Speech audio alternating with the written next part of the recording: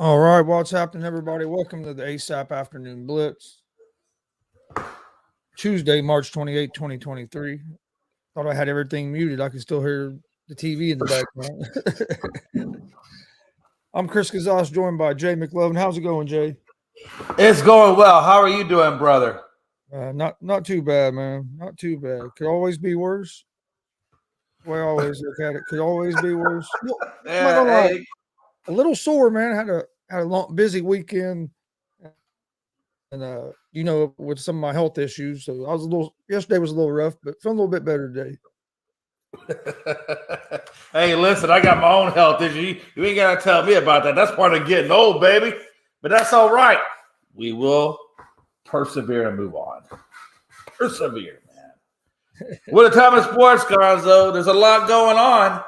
But if you don't mind, before we get on with that, I do want to, say a shout out of our deepest condolences for the tragedy out there in Nashville that happened a day or so ago.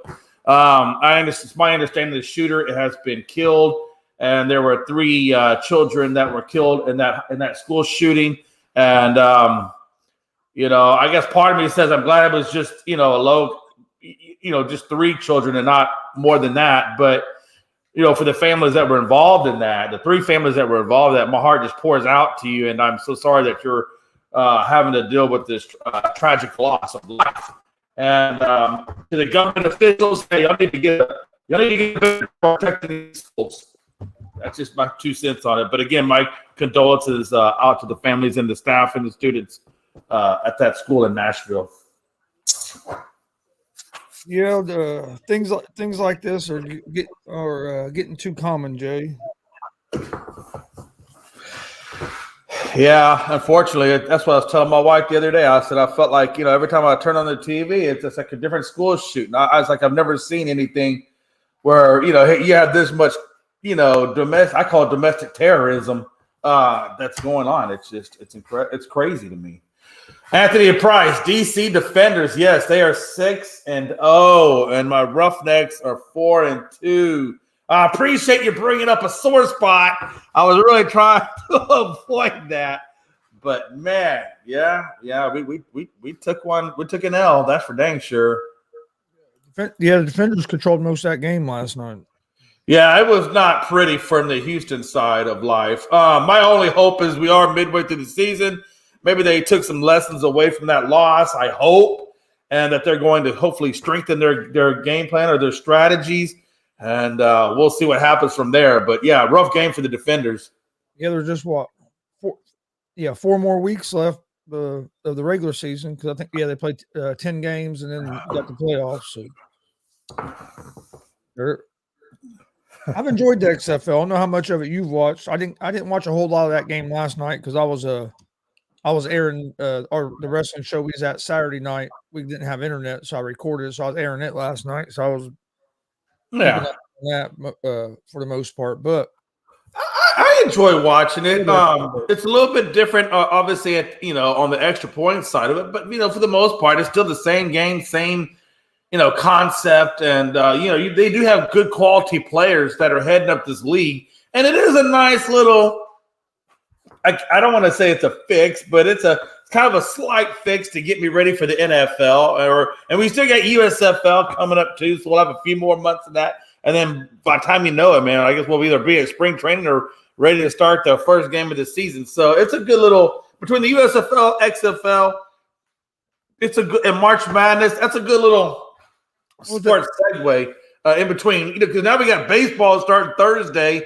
Then we got NBA playoffs that'll be ready to start up, and then we got the NFL. I mean, I tell you, man, I love it, man. There's so much sports going on right now that it's just I love it. I love every day of it, Gonzo. To be honest with you, I think I like that about the XFL too. I like the access, like being able to hear the coaches calling in the plays and everything. And then I love the replay, the way they handle their replays because it's boom.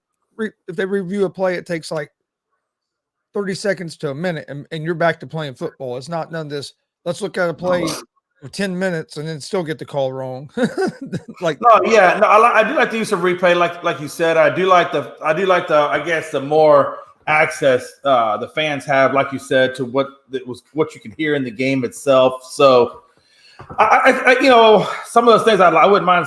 I wouldn't mind seeing the NFL adopt that, and to where you can hear more.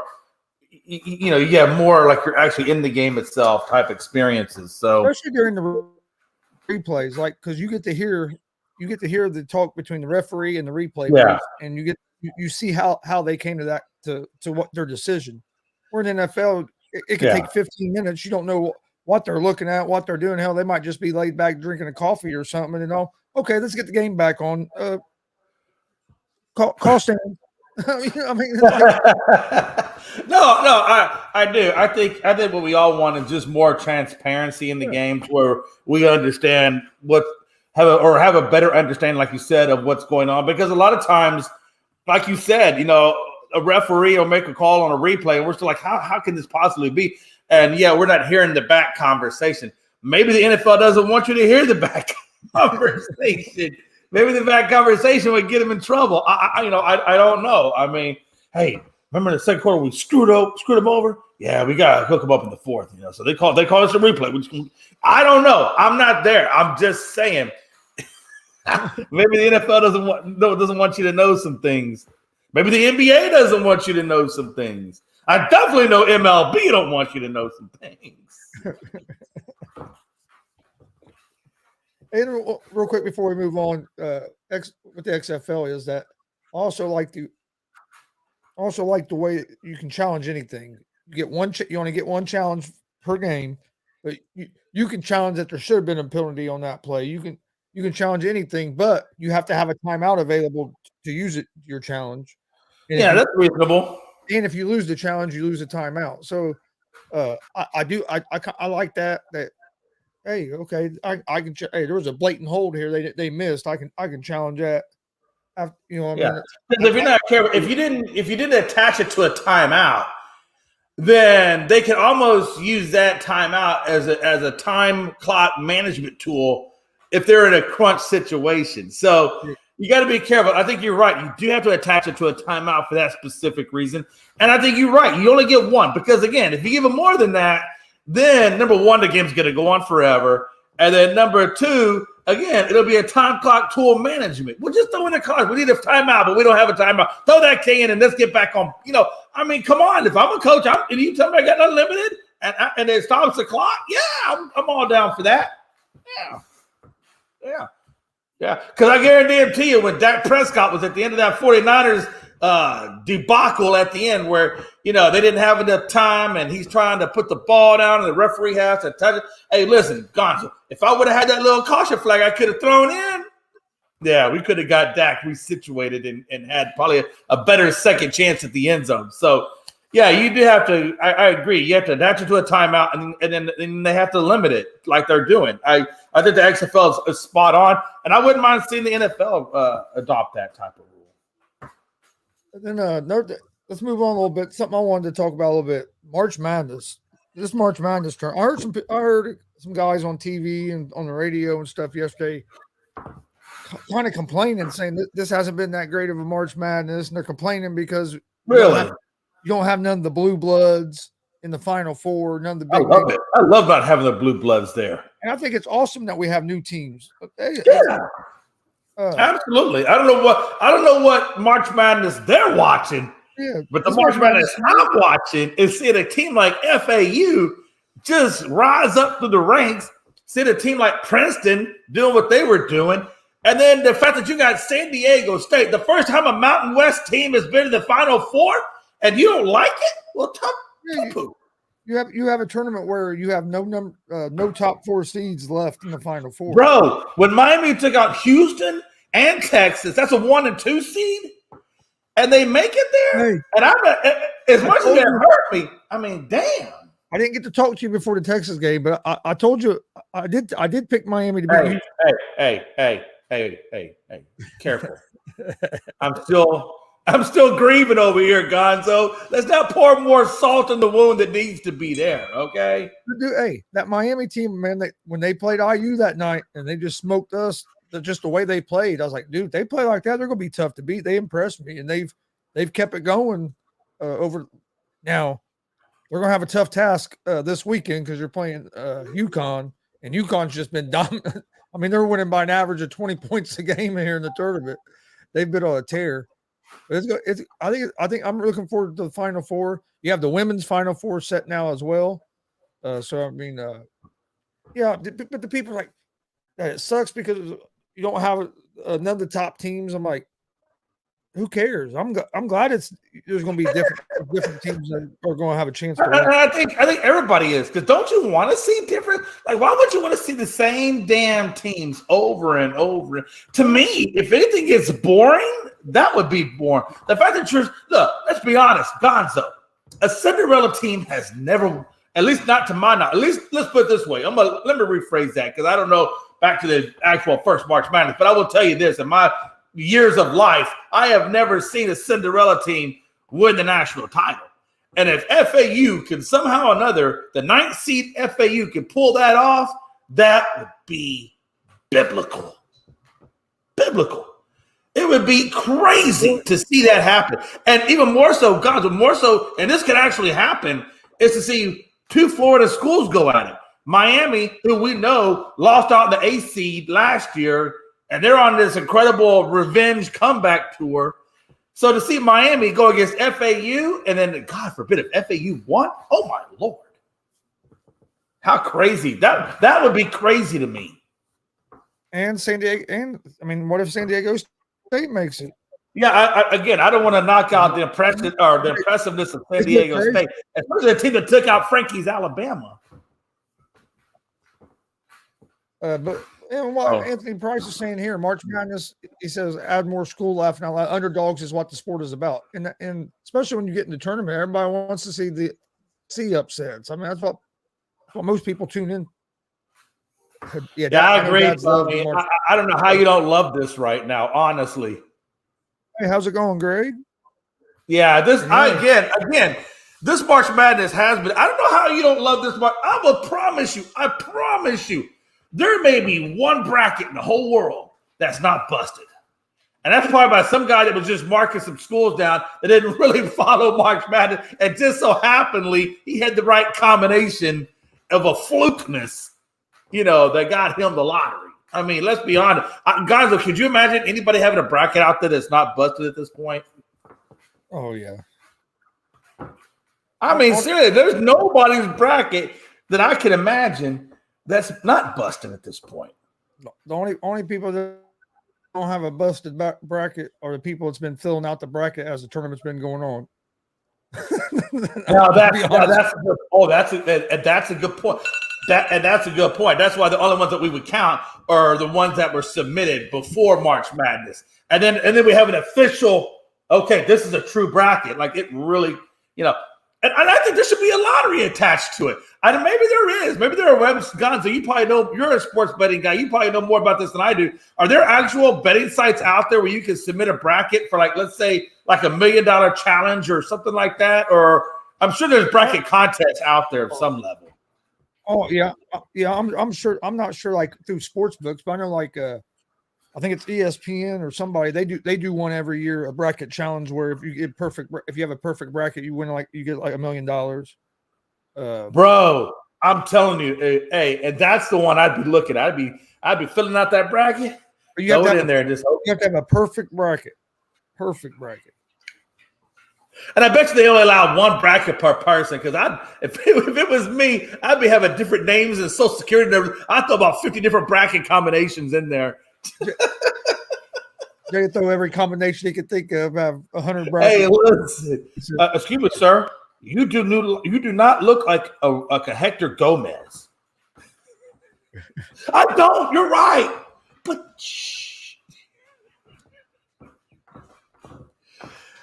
I didn't fill out a bracket this year because I knew this kind of insanity could happen. And I don't know. I mean, Greg, maybe you're probably more in tune than I mean, I knew there were some wrinkles that could happen, but I had no idea a team like FAU would get as far as they did, or Princeton would get as far as they did. Though,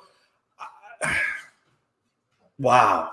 I did call the Arkansas-Kansas game, though. I did tell you that was going to be the upset in the second round. But truthfully, man, that everything else to me, the fact that San Diego State, a team like San Diego State, took out Alabama. Yeah, that was a surprise. I'm just saying, these teams came out of nowhere. I mean, I didn't see the San Diego State. So, but maybe, hey, I know Greg probably has different perspectives. He's probably been, looking at these teams a lot closer than I have, to where he would knew that the insanity that would approach.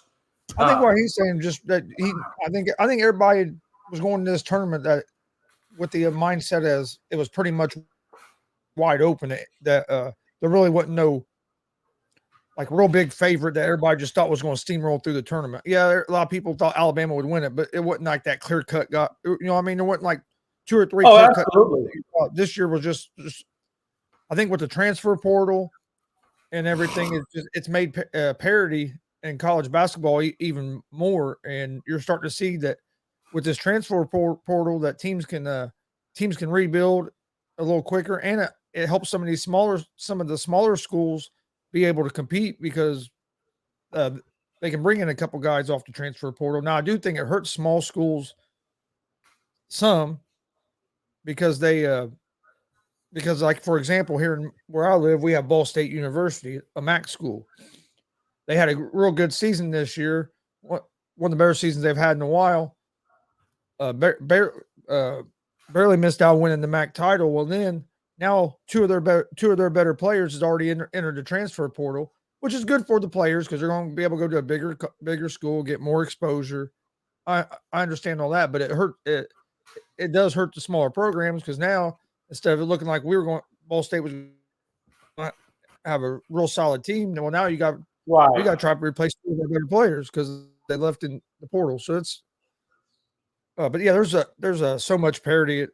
But like we were at wrestling shows all weekend, but Dad was keeping track of the scores on his phone, and every once in a while he was showing me the scores. And when I saw that San Diego State was beating Alabama, I was like, son, okay. Hey, you were like the rest of us. I was like, what? Is this actually? Are they really? I was beside myself. I will tell you this, man. Look, I watched Miami versus Houston, and I watched Miami versus Texas.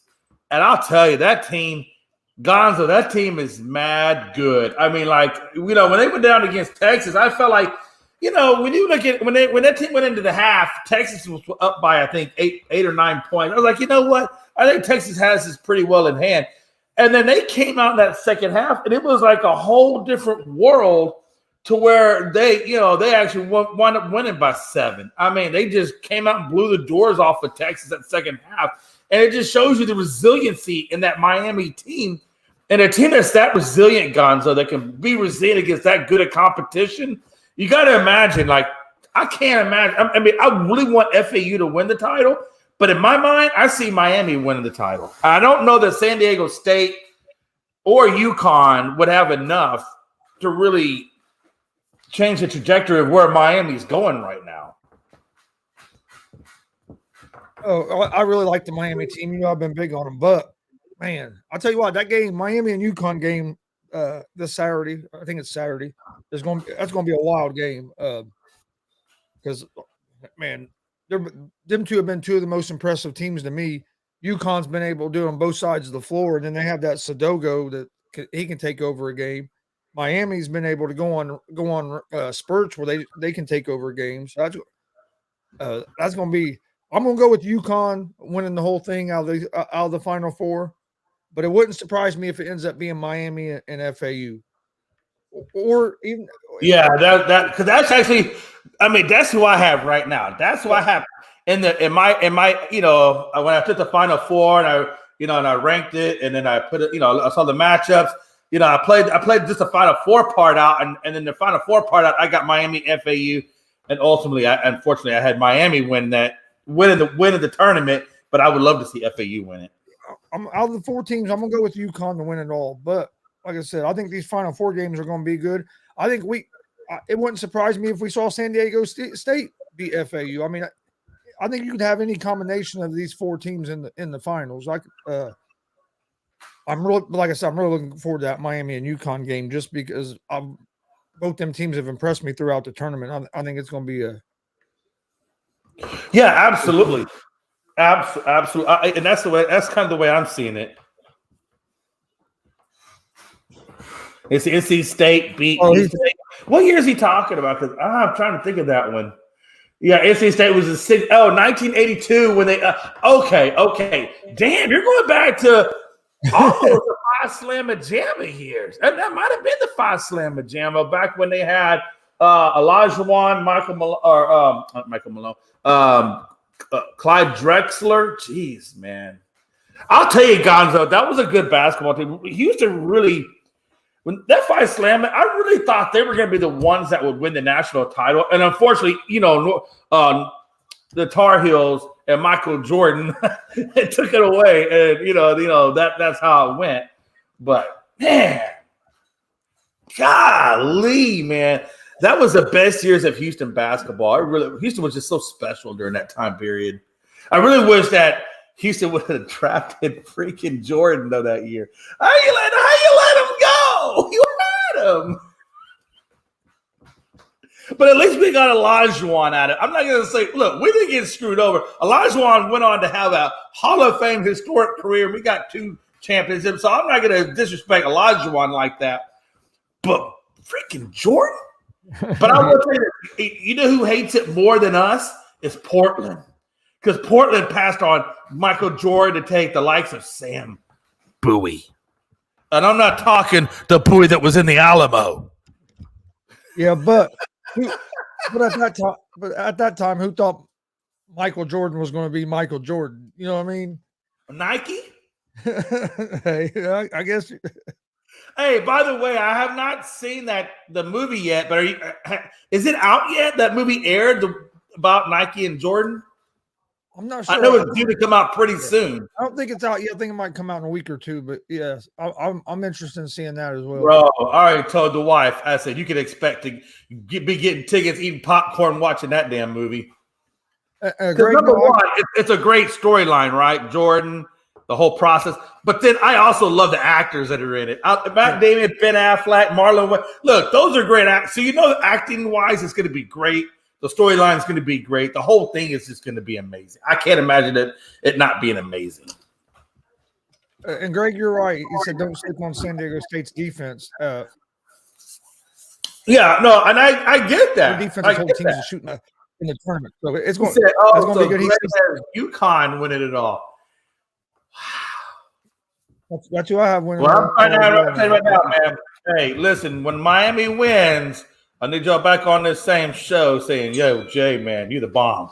I never saw that coming. I never saw that coming. I'd be like, you know what? I was the only one saying Miami. I think that's going to be a real good game, Miami and UConn. That's going to be a barn burner. It's going to be fun.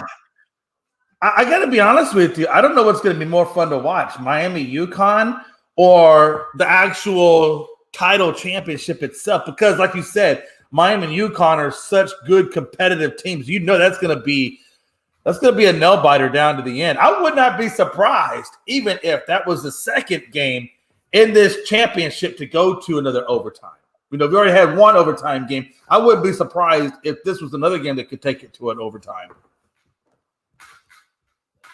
Oh no, yeah, I wouldn't be surprised either. It's going to be, and then the FAU San Diego State game. I think FAU can win, but then I look at San Diego State's defense. It's like, well, it's going to be, that's going to be a good one too. But I just think you have a little bit more firepower, a little more star power in the UConn and Miami game. Yeah, but it's going to be. I think it's going to be a real good Final Four. I tell you, man, I think this is gonna be one of those Final Fours for the ages because I think it's gonna be all the teams are good. So many storylines are amazing. Like I said, with the Mountain West thing, with the San Diego State thing beating Bama, and then FAU being the 9th seed coming up, nobody thought could do it. And then Miami from last year, with the revenge thing that they were talking about, they couldn't let it sit. I mean, I don't know, man. It's going to be – it's UConn. I don't know. I hope UConn doesn't do anything. To me, that'd be so blah, blah, blah. UConn won, man.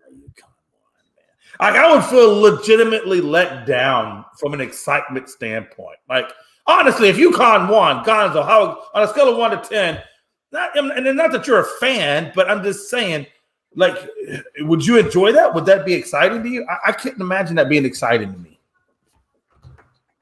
I think it would be, just because if you went into the tournament, going into the tournament, there wasn't very many people that was thinking UConn would make a run and be able to win this tournament.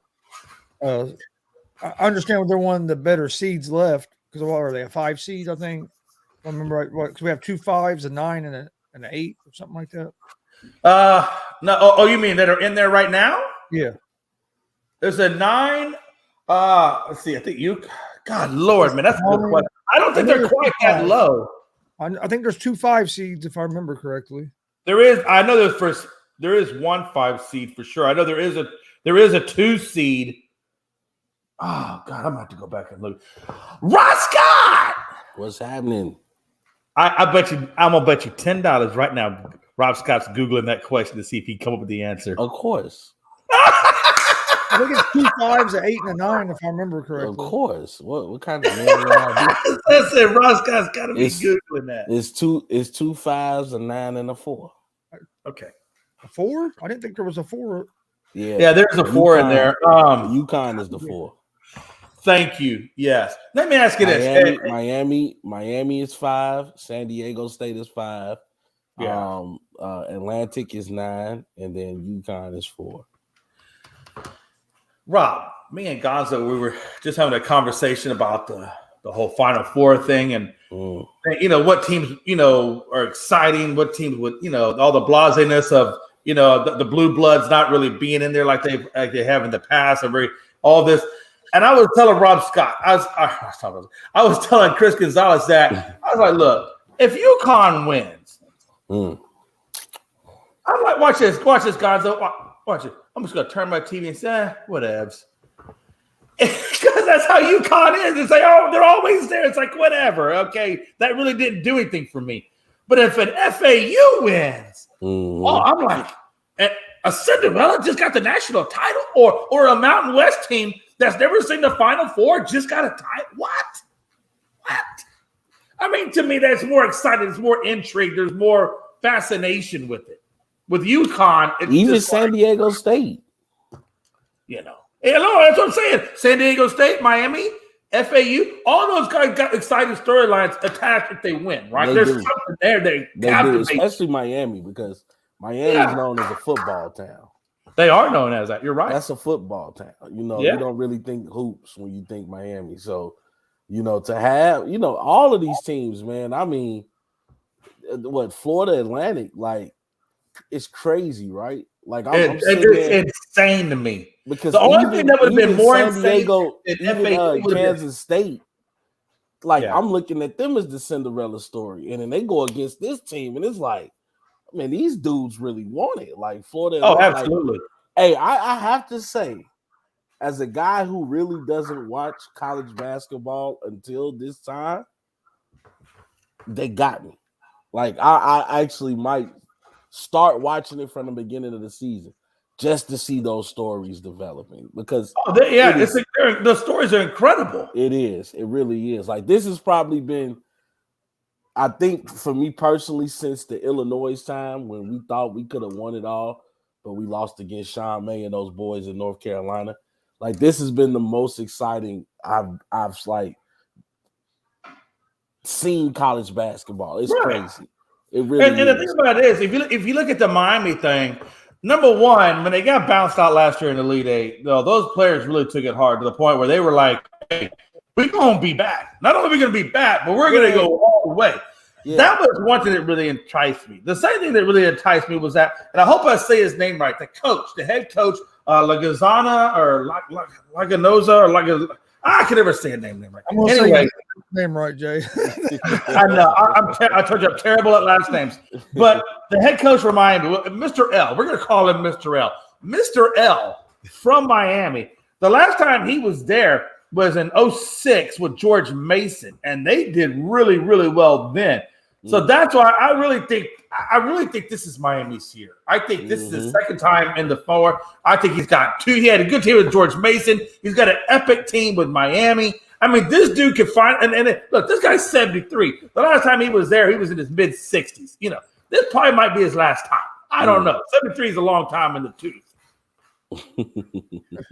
I'm just saying it's a long time in the tooth. You don't know how many chances you're going to get, you know, at the Final Four. I mean, this could be it. I don't know. Maybe he goes further. I don't know. But I'm just saying you got to approach it. And I'm imagining he's approaching it as, yo, this could be my last, you know, time at it. So we better make this count. And I think that's how the players at Miami, they're thinking. They're like, okay, we missed it in 08, or we missed it, you know, last year. And if you watch them play, man, they want it. Like this, you can just see it in them that they're almost sweating. We are going to kick your ass because we want it that bad. That's what when I look at Miami. That's what I see. That's what I feel coming from that time. I saw it when they played against Houston, and I saw it when they played against Texas. I'm telling you, this team is full of, like Rob Scott, like you are. They got some dog in that fight, brother. Yes, I mean, a nasty, ugly dog. Yes, sir. And that's all you want to see. And I want to give a shout out to the ladies too, because excuse me, guys. Even though I think South Carolina is going to win again. Yeah, there's still 20% of me that's like, man, LSU might do it. Like, I think both companies, you know, NCAA and you know the NW, what is it, National Women's College Basketball Association. So like, I think both have really put on a show for us, because I've been intrigued with the women's tournament too. Like, these ladies have been. Oh, you're saying I think it's NCAAW. Yeah, and then the men's is like NCAAM. But yeah, I got you. And also too, the young lady that just had like a 40-point triple-double or something like that. Yeah. Like crazy. What's her last name? Clark or something like that? Yeah, like Caitlin Clark from Iowa. She went to work. Like she clocked in, grabbed the suitcase, unloaded it, and said, "All right, y'all, who gonna get these Baquitos?" I've watched her play quite a bit this season, and tell you what, man, she's one of the best scorers in women's college basketball. She can. Hey, let me ask you guys a question. And Gonzo, you might even know the answer to this. Ladies, I mean that in the most respectful way. I think dog right there. When we say you a dog in basketball, that means you're out there going to work. I agree with you, Rob. I've enjoyed the women's tournament. The only thing I think they need to do, they need to change it and not run it simultaneously with the men's tournament.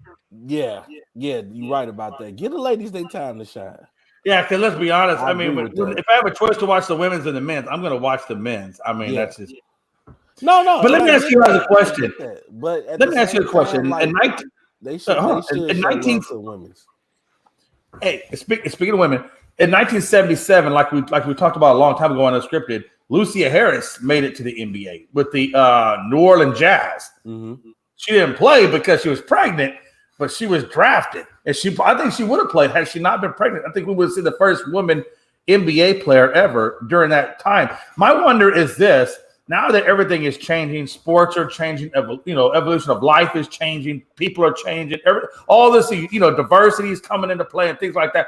At what point will we see, and look, let's be honest, like you said earlier, there's great women basketball players that are great shooters, great rebounders, great leapers, still, I mean, at what point do you think will we ever see another woman in the NBA? Or has the WNBA just squashed that idea altogether? I don't think you need to. I mean, it'll be great. And I get the whole equality thing, but I think the men should play with men and the women should play with the women. Like, honestly, I'm not saying what women can't do, but if you take your best WNBA player and then you take LeBron, I'm pretty sure LeBron is going to win 100 out of 100 times. Oh, yeah, there's no doubt about it. I'm just being honest. So, and I say that with no disrespect, but it's just certain things, physically that men can do that women can't do. And that's why we praise when we see a woman dunk the ball. That's why we cheer when we see a woman that can, have the ability to give you a Steph Curry performance, because you're not used to that. Now, when we see dunking in the NBA, is that all you can do? It's like, what kind of spectacular show are you going to put on for us? We don't care about you dunking the ball in the NBA because we've seen it before. Nowadays, a 3-point shot is more exciting than a dunk. If you pull a logo 3, unless this dude is windmilling and going between the legs, you don't really care about a tomahawk. Yeah. I'm just being real. So, it's I think the women and you know what though? And I say that with respect because women have competition in the league. Like you just can't look at every woman and think, oh, I'm about to go through her. No, boo-boo. What they say, no, boo-boo. She gonna give you a bucket. But I think, especially like as stretch shooters, I can see women being great outside, like the next Robert Ory or or Klay Thompson, where you don't maybe make your life on the inside, but you damn sure got an outside shot that can kick the shit out of anybody. My thing is, in the air, can't nobody touch it. So I can see them doing a catch and shoot at the 3-point line if she's a really good sharpshooter and play. But to your point, Rob, I understand what you're saying as well. So I think in my opinion, I think the WNBA though, when it came into fruition, I think that kind of squashed any idea that a woman would ever play. I think in men's basketball, but man. I agree with what Rob's saying though on this. I don't think you'll probably see a woman play just because of the different physicality and stuff. And then also, if correct me if I'm wrong, but don't the women still play with a little bit smaller basketball than what the men do? I think they do. Yeah, so, that's true. But explain me this though. Let me finish. Hold on, Jake. Let me see it. And I don't think their 3-point line is as far back as in the NBA. So definitely I think as far as a stretch shooter, that'd be a little bit of an adjustment for a woman because you'd have the bigger ball. It would be. It would be. Hell, it's an adjustment for me because college. I don't think the college 3-point line. But my question is this: we say that women couldn't do it, but yet in 1970, we're talking about physicality. In 1977, the game was so much more physical. That's a different game, than it is now. And they drafted a woman, and I mean back then it was even 10 times more physical. So yeah. I don't know. I don't agree that. I just wanted to address Anthony's comment. That's a different game. Basketball and soccer are two different things. You can kind of get by with finesse in soccer. Eventually, in basketball, things are going to get physical because you have paint play, you have screen play. It's different. And let's just face it: the women in the U.S. soccer team is more talented than the men in the U.S. soccer team. So I'm not saying that women can't. I feel bad for the poor men's soccer team. I'm just saying in the game of basketball, dude. You take Cheryl Miller. We're talking about one of the greatest women players to ever play the game. You take Cheryl Swoops, one of the greatest women players to ever play the game, and you put them against Shaq and Kobe, and I promise you, bro, it's a blowout. It's a blowout, bro. It's not even close. Like, let's just be real. I'm not saying women can't do what men can do, but I'm just saying it's men that can't do what the NBA players can do. That's all I'm saying. But you know what? Hey, but watch this. Hey, but on the flip side of the coin, though, Rob, you know what else I'm going to say? I bet you Cheryl Swoops could kick the crap out of Patrick Beverly. Who? He said. Hey, do you hear what I said? I bet you Swoops could school Patrick Beverly, though. Hey, I bet she might even be able to scoop Russell Westbrook. You never know. I'm just saying, dude. I've seen. You know what? I'm going to I saw Cheryl in my life tonight, top women. And I'm going to say, hey. Maybe you should try taking on, Patrick Beverly and showing these people that women can play basketball. No, I've seen top women players, personally. Women can play basketball. Let me rephrase this. I'm not saying they can't personally. Yeah, I would rather see the women play women and the men play the men. Watch this, Rob Scott. I'm going to ask you a question, Rob Scott. It's draft time, baby. It's draft time. There's only 2 people left to draft, and you got the deciding spot. You need a point guard. Or no, you just need a guard, period. And you got a choice between Pat Bev or Cheryl Swoops. Who you taking? I'm taking Pat Bev. Oh no, you're not. Shut your mouth. I'm taking Pat Bev. You ain't seen the impact that Pat Bev has had on the Bulls? We winning again, baby. Look, I done made Chris spit out the drink, Lord Jesus. Man, you almost made Gonzo spit out his soda. My bad, Chris. My bad. We winning again, baby. It's the Hey, listen. Hey, did you just see what happened though? Chris was almost about to spit out the soda, and Tony said, "Not on the laptop." Oh, it's WrestleMania time though, baby. It's WrestleMania. Yeah, WrestleMania. Yes, it is. Oh my Lord! Say that with your chest. I'm excited. I am how's excited. How's it going, Frankie? Frankie been here for a minute. We haven't. Frankie. Yo, what's up, boys? What's going on? It's WrestleMania week. Like Jay said, say it with your chest, baby. It is WrestleMania week. Damn it! We got Monday. We had a wonderful Monday Night Raw yesterday. We got a beautiful NXT tonight. Monday Night Raw. We got some AEW tomorrow. Do we see Cody Rhodes take the belt? Does Cody Rhodes take it from Roman? We'll see that soon. Hey, I'm speculation that I don't want him to win. I've been hearing.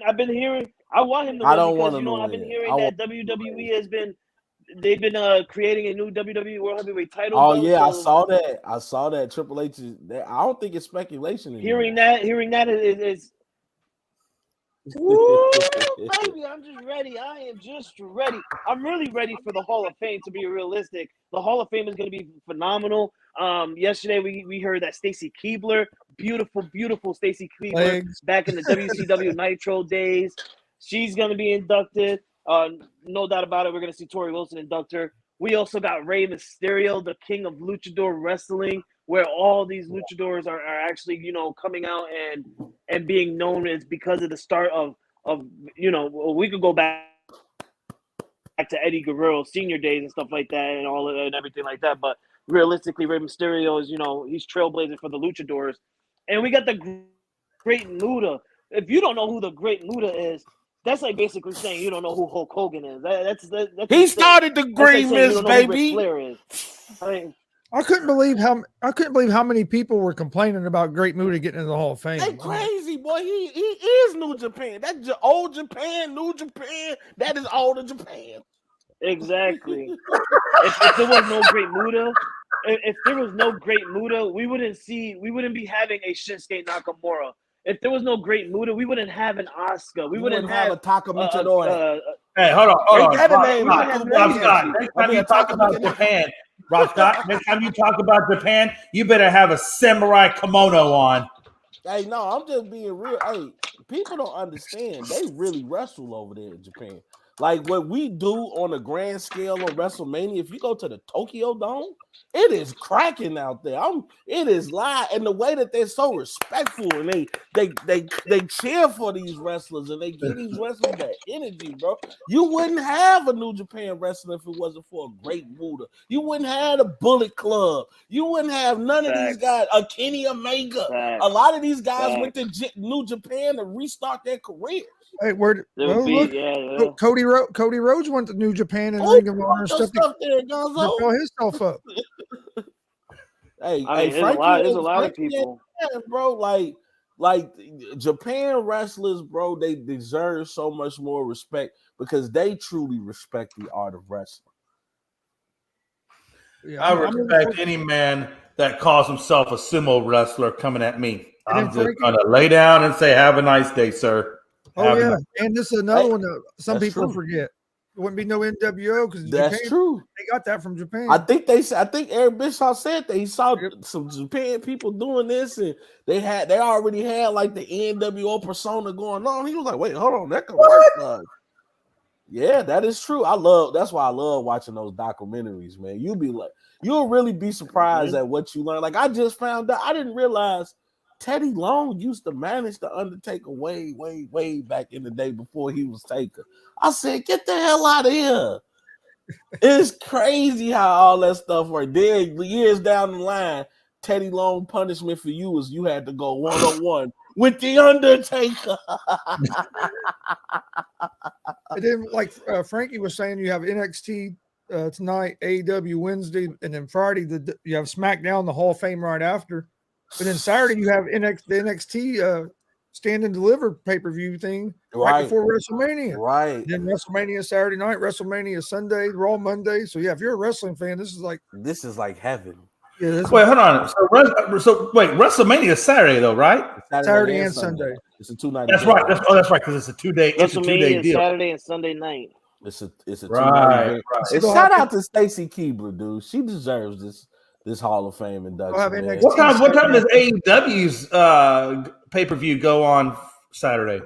No, AEW is Wednesday. NXT is on Saturday. NXT has like a pay-per-view before. It's like 1:00 in the afternoon or something, and then WrestleMania starts. I think it's 6 or 7. Hey, and don't forget, man, these NXT pay-per-views go live. I mean, this is where people like, Bayley and Sasha Banks and Charlotte Flair, Becky Lynch, this is where they earn their name. This is where they earn their reputation and stuff like, NXT, One Night Stand and all that stuff. You know what I'm saying? Like, these guys really put on a show.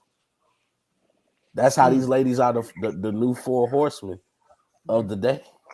I think NXT Saturday is going to be real good as well. They got a good card. But I think WrestleMania is going to be awesome. I think WrestleMania about to be crazy. Hey, you know what? Speaking of Lucha Libre, I am really excited about this Dominic and Rey Mysterio match. I really am. Dirty Dom. I really am. I think they're going to put on the show.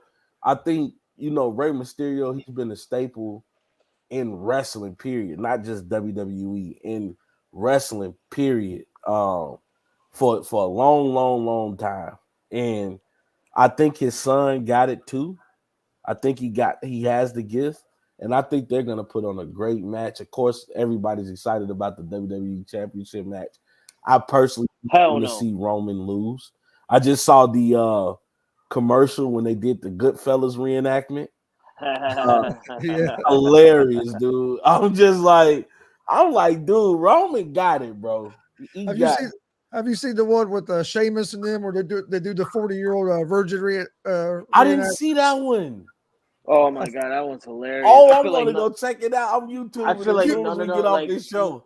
I feel like none of them were literally like being serious. Like they were seriously laughing at what's this guy's name? Rich Holland. Just getting his shit waxed off and everything like that, and they're just like breaking out of character laughing. It was hilarious. That was Drew McIntyre leaves. Watch that. Drew McIntyre just walks out. No, it was Butch. Butch walked out. Yeah, Butch. It was Butch. Yeah, and I gotta go check that out. And then Butch comes back so angrily, like how he always does, and he just rips the last freaking wax shit off his chest. Like, that shit was funny. But the match, I'm really excited to see.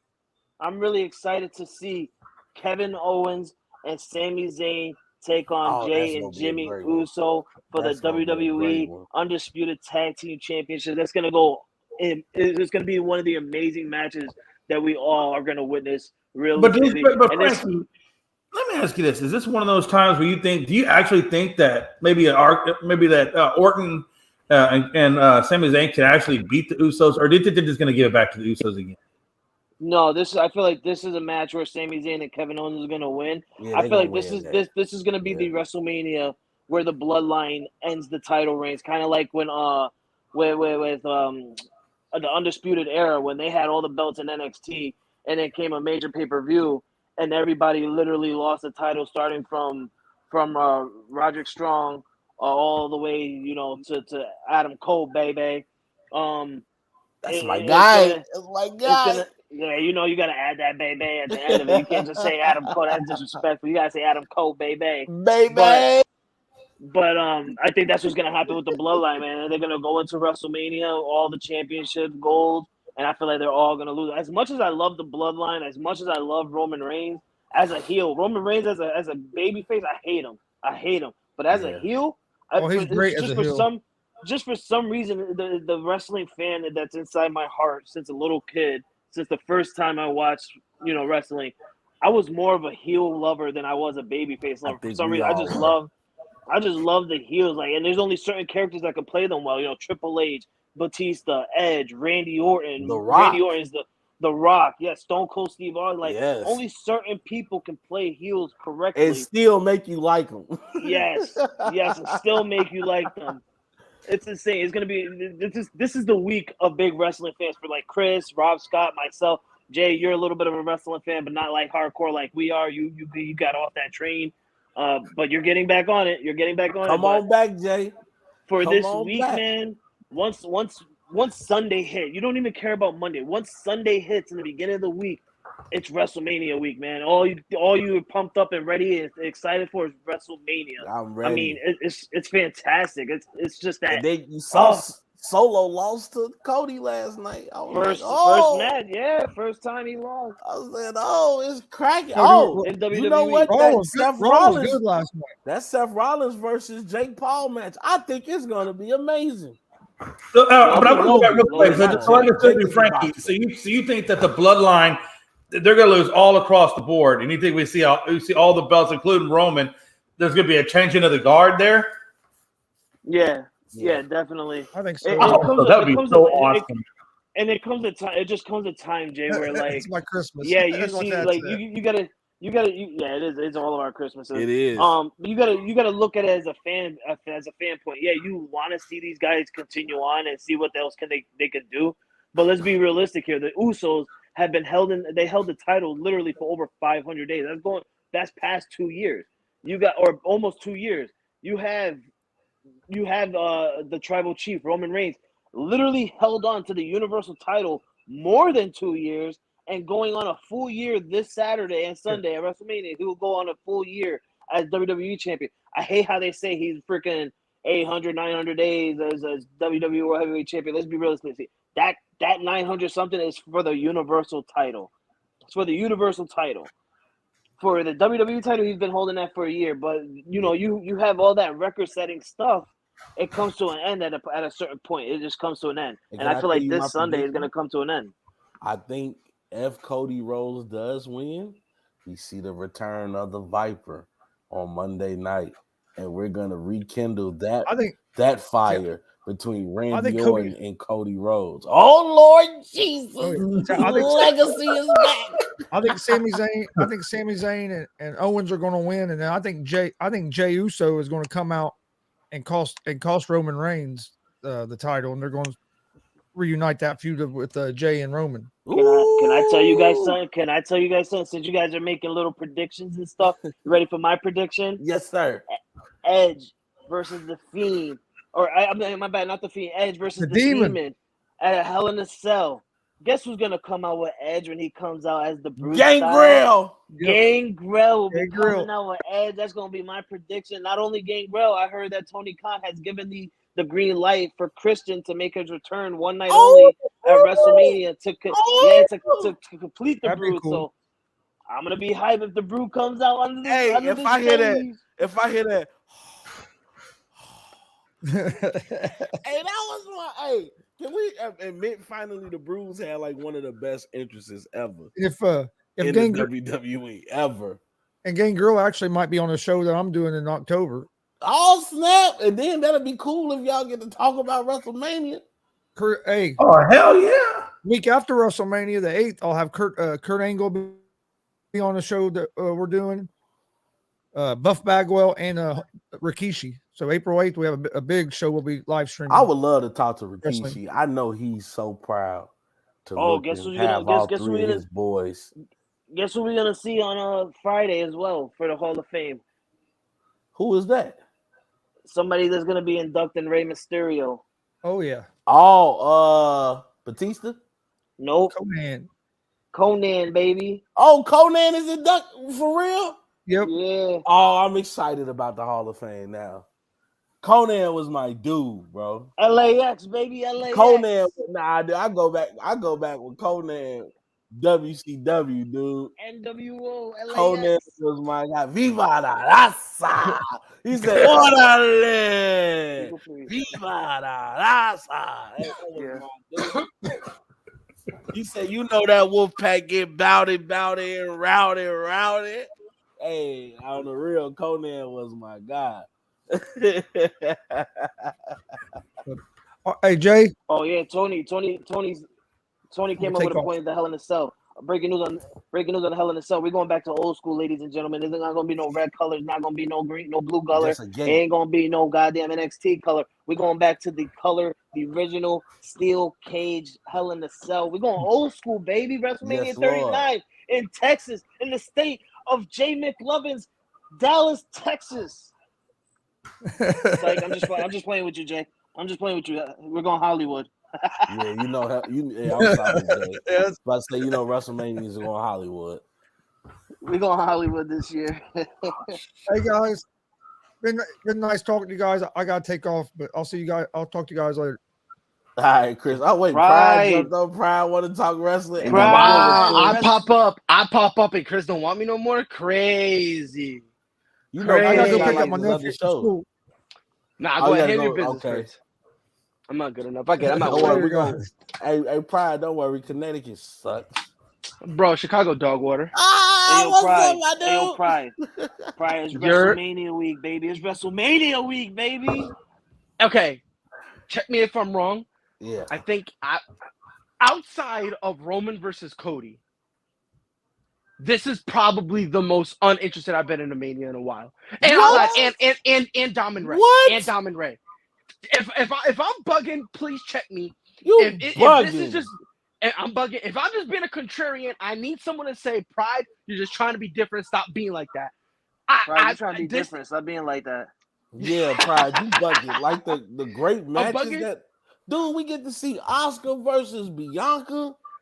We getting the demon back. We getting the demon back. We see Sami Zayn and Kevin Owens versus the Usos, bro. That doesn't do it for me. Dude, do you know the 4 guys that's gonna be in this matchup? They're gonna put on a fucking spectacle. I don't know what it is. But bro, we got Chelsea Green at WrestleMania. Come on. Oh, what about the best Mania of all time, bro? Best Mania of all time. That's what I'm saying. Chelsea Green. Fucking dumbass bitch, bro. Now, don't get me wrong. It's not Undertaker versus Shawn Michaels, but no. It's not that. But like, for me, I'm probably about to get yelled at. I am more excited for NXT Stand and Deliver than I am for Mania. Hey, Pride, I'm gonna need you to go off this show and then I gotta go off. Dang. I need you to retry that shit. Is that bad? Is that bad though? Rob, is it really that bad? It is that bad, dude. Hey, this WrestleMania, I'm not saying nothing, but Tony got something to say. Okay, hold on. Now I gotta read what Tony said because he invited me. You're a dumbass. Oh my god, I love it. I love when he gets toxic to me. But listen, man. Listen, I'm not saying that this Mania is gonna be trash. That's not what I'm saying. Let me just clarify. But the excitement, no, it's not that. But the excitement that I had is just not there. I don't want to say I don't want to say I don't care, but I don't care. Like the whole Demon, like the Demon King coming back. I still have a bad taste in my mouth. My man couldn't get off the top rope. You remember the last time we saw the Demon King? My man didn't know what to do with a rope. My man trying to kill himself. Don't worry. Then trying to fake an aneurysm on the outside of the ring. I'm still salty about that. Don't worry. No, hold on. Can I ask you? Go ahead. And by the way, real quick, I just want to say one thing. I don't have AEW's balls in my mouth because I have not watched AEW for a hot minute. I can't watch it anymore. I can't watch AEW anymore. It's horrible. It's horrible. AEW now is becoming dog shit. Yeah, I ain't gonna go that far, but it's not the same. Nah, bro, it's horrible. I can go that far. The thing is everyone kept telling me, wait till MJF is champion. Wait till he's the champion. Wait till he's the champion. He should have been the champion because at this point, the only good things they got is freaking MJF coming and having another freaking bar mitzvah or whatever. Bro, it's like they don't care, and then they go, "Oh wait, let's start an occasional trios match to pretend that our trios title means something." That's because they need to go ahead and give it to Adam Cole, baby. Not even that. They had a title called the All Atlantic Championship, and then literally just changed it to the international title. For what? But it makes no sense. They literally Orange Cassidy came out, took the title out of his book bag, and put the new one in his book bag. It was the same goddamn title, just different name. Like what the hell? It was the same design, everything. Like like I said, listen. When AEW first started, I didn't know how it was gonna be, but I went in there with optimism. I'm like, you know what? I feel like this is gonna be the new money WCW. that they had. No, I thought they would be better. I really did. I really did think they would be a little better because the way I looked at it was when you went and got WCW, these are guys who already had their stuff. These are guys who already had their names and refused to do anything that they considered beneath them. At least with Kenny Omega, the man will have a match with a blow-up doll. This is not a joke. This is real life. He had a match with a blow-up doll, and it actually was semi-entertaining. Just like I had a semi going on down there. It was semi-entertaining. And, like, so that kind of tells me, okay, fine, maybe they'll kind of, you know, they'll kind of be able to put themselves aside for business. But then Kenny Omega becomes a champion for absolutely no reason whatsoever, which I can't say that because everyone wanted him to be the champion until he became the champion. And then he gets injured, comes back, and then they immediately put him in the trios thing, which I think was the dumbest thing in the world, right? And now you got guys like Miro who they won't do anything with, right? They'll be like, hey, buddy, go lose to Hangman Adam Page. I'll kill myself if I lose to Hangman Adam Page, with all due disrespect. I'm not losing to something. It's not that I don't like him. Can I ask you this though? I mean, did you just watch? I mean, if you would have seen Wednesday, Kenny Omega this last week Wednesday, Kenny Omega had a pretty good match with the son of the Viking. No, right, that's why they said that. AAA. But that's you should run him as a singles guy. Like putting him in that trios was stupid. But here's my thing.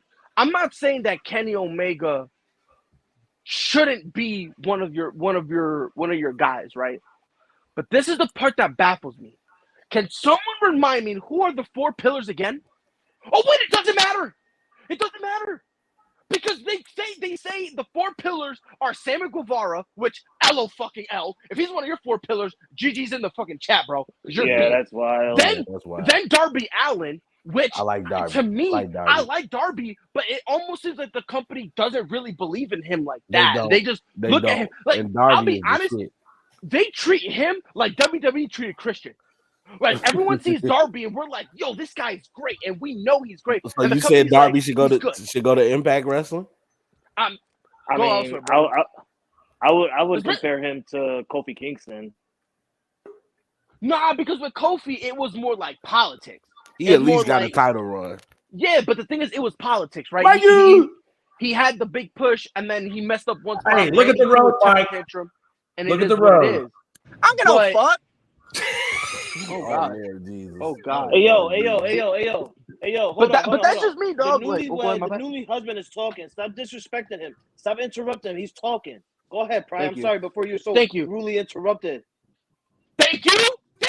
That's the respect I need up in my life. Thank you. As I was saying, bro. And then the other one is Jungle Boy. Which is he done with his Christian feud, by the way? I don't know. They just said stop. Are you sure? Frankie, are you sure? Because the last time it was done, last time they said it was done, Christian came back and still started messing with him because he was bored. No,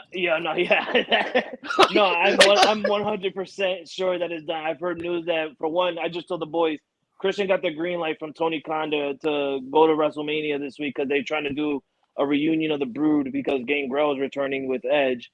And then I also believe that his contract with AEW is up soon. I don't think they're re-signing him.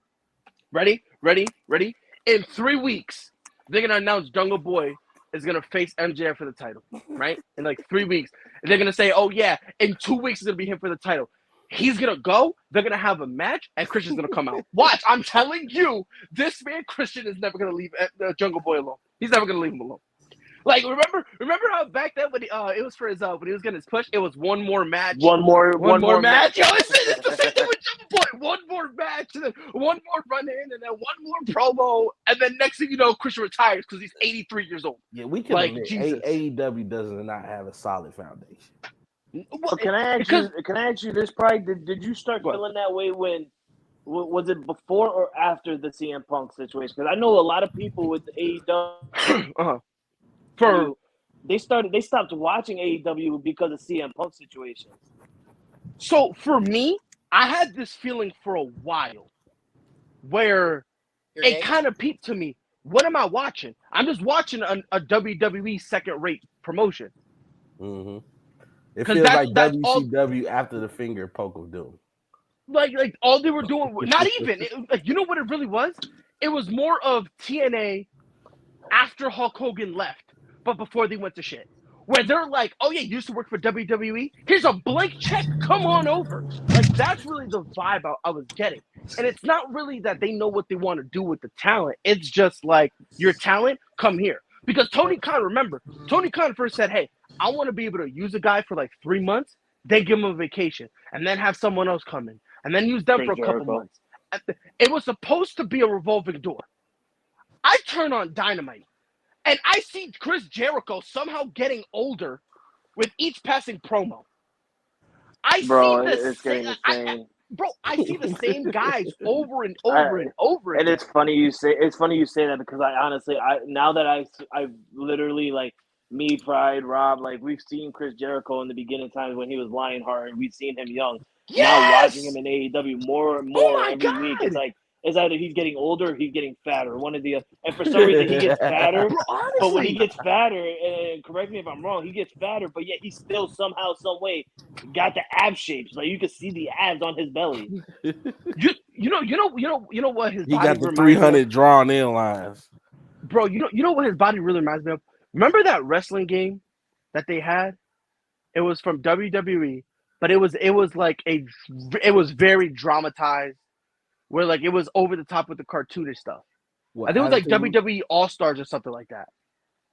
Oh, yes. Yes, I know what you're talking about. What? Oh, yes. Bro, Chris Jericho got that body, bro. Where it's like, he's like Big Show, right? Where he's like fat, but somehow got abs. And it's like, where the fuck is it? But then you see him go in the ring, and my man could barely even climb the top rope anymore. It's like, give up, brother, bro. Like, seriously. Like, stop. Like, what are you doing, bro? But Jay, like, you're back. But to answer your question, Frankie, I started feeling this way before. Then with the whole thing with CM Punk, man. Shut up, Mike! Leave! Seriously, this is the second damn time. Stop interrupting him. Pride, please continue before you were so rudely interrupted again. Y'all not gonna double. Hold on. You know what? Y'all not gonna double team on Mike like that. God, I don't care, bro. I don't care, bro. Chicago doo-doo. I don't care. You're bored. Please, go do something. Entertain yourself, bro. Go tickle yourself, bro. As I was saying, bro, so brutally interrupted again from a dude who don't even know what we're talking about. I got this way. Who the fuck are you? You've been gone for like 6 months. Gonna come back talking to me? Go drive a bus, bitch. Go drive a bus. Go drive a bus. Who are you talking to? Who are you talking to? He just disappears. Hey, Frankie, he just disappears, has a wedding, and drives a bus, and he gonna come back talking crazy to me. What did I do? What did I do? What did I do? What did I do? I'm gonna tell you right now. Stop interrupting me. I just muted him for you. I just muted him for a minute. Appreciate it. Matter of fact, he told me to drive the bus. It's the same bus I got to drive to take him to school to fail those classes. So tell him to shut up. Anyway, I was saying, for us, we're really interrupted. For me, honestly, the whole CM Punk situation, it didn't even get me mad from the company's point of view. It just really put in perspective. It's gonna sound crazy, but how stupid, how gullible, and how little the AEW marks really think. I'm not talking about the casual fan base. I'm talking about the marks that, like, oh yeah, they did nothing wrong. Meanwhile, they're talking garbage about, you know, CM Punk and Colt Cabana falling out, and they're making jokes about that. But they didn't do nothing wrong, right? It's just bizarre to me. What CM Punk did when CM Punk came out and said, "Oh yeah, I'm tired of being around these children," everyone goes, "Boo, boo, Punk." MJF did the same thing. Oh, bro, this guy's revolutionary. Mark? I think for me, more than anything, it's the fan base. I'll be honest, bro, because it's like the company doesn't know what to do with their stars for the most part, right? Like, why would you cut Wardlow's hair? That did nothing to further the feud between him and Samoa Joe. That did nothing. I mean, let's be honest. That did nothing. So I don't know what the point of that was. Not only that, why give him a title for his second reign or third reign, and then take it off? And he loses. 3 days later. You job him out. You might as well have had Wardlow lose, and then let Samoa Joe job out to because now it's hard for me to look at the TNT belt like legitimately. it's hard for me to look at that belt legitimately if you're just kind of hot potatoing it everywhere.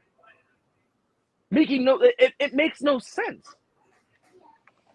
And the thing is with this belt, there's really no lineage. There's no history. So it's not like you can, like, for example, the WWE Championship, right? When Cena won it on SmackDown to be the 16-time world champion, and like a week later he lost the belt. That belt had lineage, so you can occasionally get away with that, right? You can't do that with a belt that, like, it's not even 2 years old, right? Maybe it's 3. Because I forgot Cody had it. Because for some reason he said he wasn't going to be the AEW champion, which is bizarre to me, but to each their own. But, like, AEW just makes, like, weird, stupid decisions that, frankly, I would make. I barely even know how to spell my own name. You hand me a company, I'm doing what Tony Khan's doing. Which is just like, you go home, go to the corner, and then let me just go tickle Kenny Omega and the Young Bucks. Let me go make sure Hangman Adam Page is okay. Like, that just makes no sense. And what are they doing with Ring of Honor? Someone explain that to me. That's another thing why I don't know what Tony Khan's thinking. What are you doing with Ring of Honor? It's oh yeah, we're gonna call it Dynamite, but it's all Ring of Honor. It's an entire Ring of Honor card. You might as well just go have Ring of Honor and then just own it, but have someone else run it. Have it be its own thing. Fuck AEW, man. Seriously, fuck AEW. I tried so hard to like them. I really did. I went out of my way to try to like them, but it's hard. They make it hard. They really do. It's to the point where, like, you got guys even saying, I don't want to be here anymore. Like, John Moxley, you heard what he said about being in AEW? He said since day one, he's never been in a place that has had more drama than AEW. That includes when the man was miserable and on live TV, they put a shot in his bum. Remember when they had him do the whole gas mask thing? Like, bro, my man was like, I would rather do that than deal with this drama. Let that sink in. What a time to be alive, bro. Well, like what Pops Tony said, he said just a little while ago, Tony Khan is not a booker, which is true. But the thing is like, he doesn't have to be the booker. That's the part that baffles me.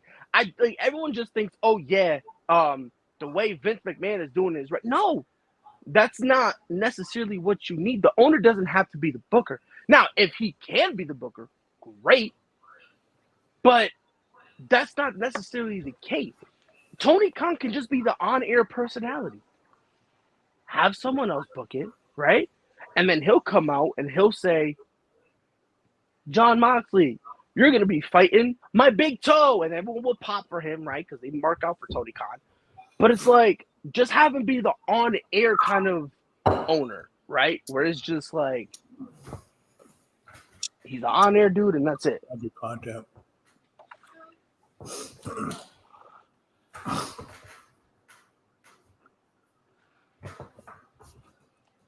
Wow. Well, I'm glad Pride got all his hate out for AEW. I feel like he's been holding that in for so long. Bro. And though I've been trying so hard not to be that guy, bro. I've been trying so hard to give them an opportunity. And they were like, wait till MJF is champion. And it's like, everything overall, since MJF has been champion, it's weird. It's kind of like they were like, oh yeah, MJF's champion. Now let's give up. That's the vibe I've gotten for them, bro. It's wild. Bro, I seen MJF in the independent circle one time, and I don't know if you remember this, when he got dragged into that tent and he was getting his ass spanked. I know. You never seen it? I'm gonna find it on YouTube and I'm gonna send it to you. I remember seeing it the other day. When was this? It was an independent circuit. I have a question. Hey, Anthony Price was asking the question about John Cena and going up against Austin Theory that he would be upset if Cena won or Theory won. Mid, bro. Mid. Oh my! Yo, let me start off. Listen, and Pride is right. This is such a mid match that this is actually happening on Saturday, the very first night of WrestleMania, and it's actually kicking off WrestleMania, meaning it's going to be the very first match of WrestleMania 39. That's how mid it is. Who's not even gonna? Frankie, the crowd isn't even gonna be there yet. Let that sink in. Exactly. For John Cena, they will be. Exactly. And it's really sad because we all know, we're all going to sit here and be pissed that Austin Theory is going to win. There's no way in hell that John Cena being away for so long and then just randomly coming back because it's his 20 years of wrestling. I was about to say, be real. But they're probably passing the torch. If this is anybody else, we'll be so happy for him. This is the wrong person to pass the torch to, Rob. Exactly. And the thing is, Rob, you actually hit the nail on the head, bro. You're right. If it was someone else, we would be happy. Why? Because they would deserve it. I like Austin Theory. 8-town down, shorty. You can like him and be wrong. That's fine. Okay, I went through that. Okay, remember, I was deep on Ryan Tannehill. Okay, I liked him. I died on that hill. Okay, Ryan Tannehill. I died on that hill. I trust me, Rob. I know what you're going through, bro.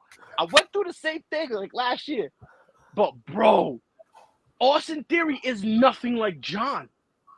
Nothing like him. He's nothing like him. That's the point. So how are you gonna try to say, "Oh yeah, he's the next John"? That makes no sense. No, they're not saying he's the next John Cena. They just saying people are trying to sell it like that. It's the same thing of Kurt Angle losing to Baron Corbin. Oh, Baron Corbin's going to take the torch.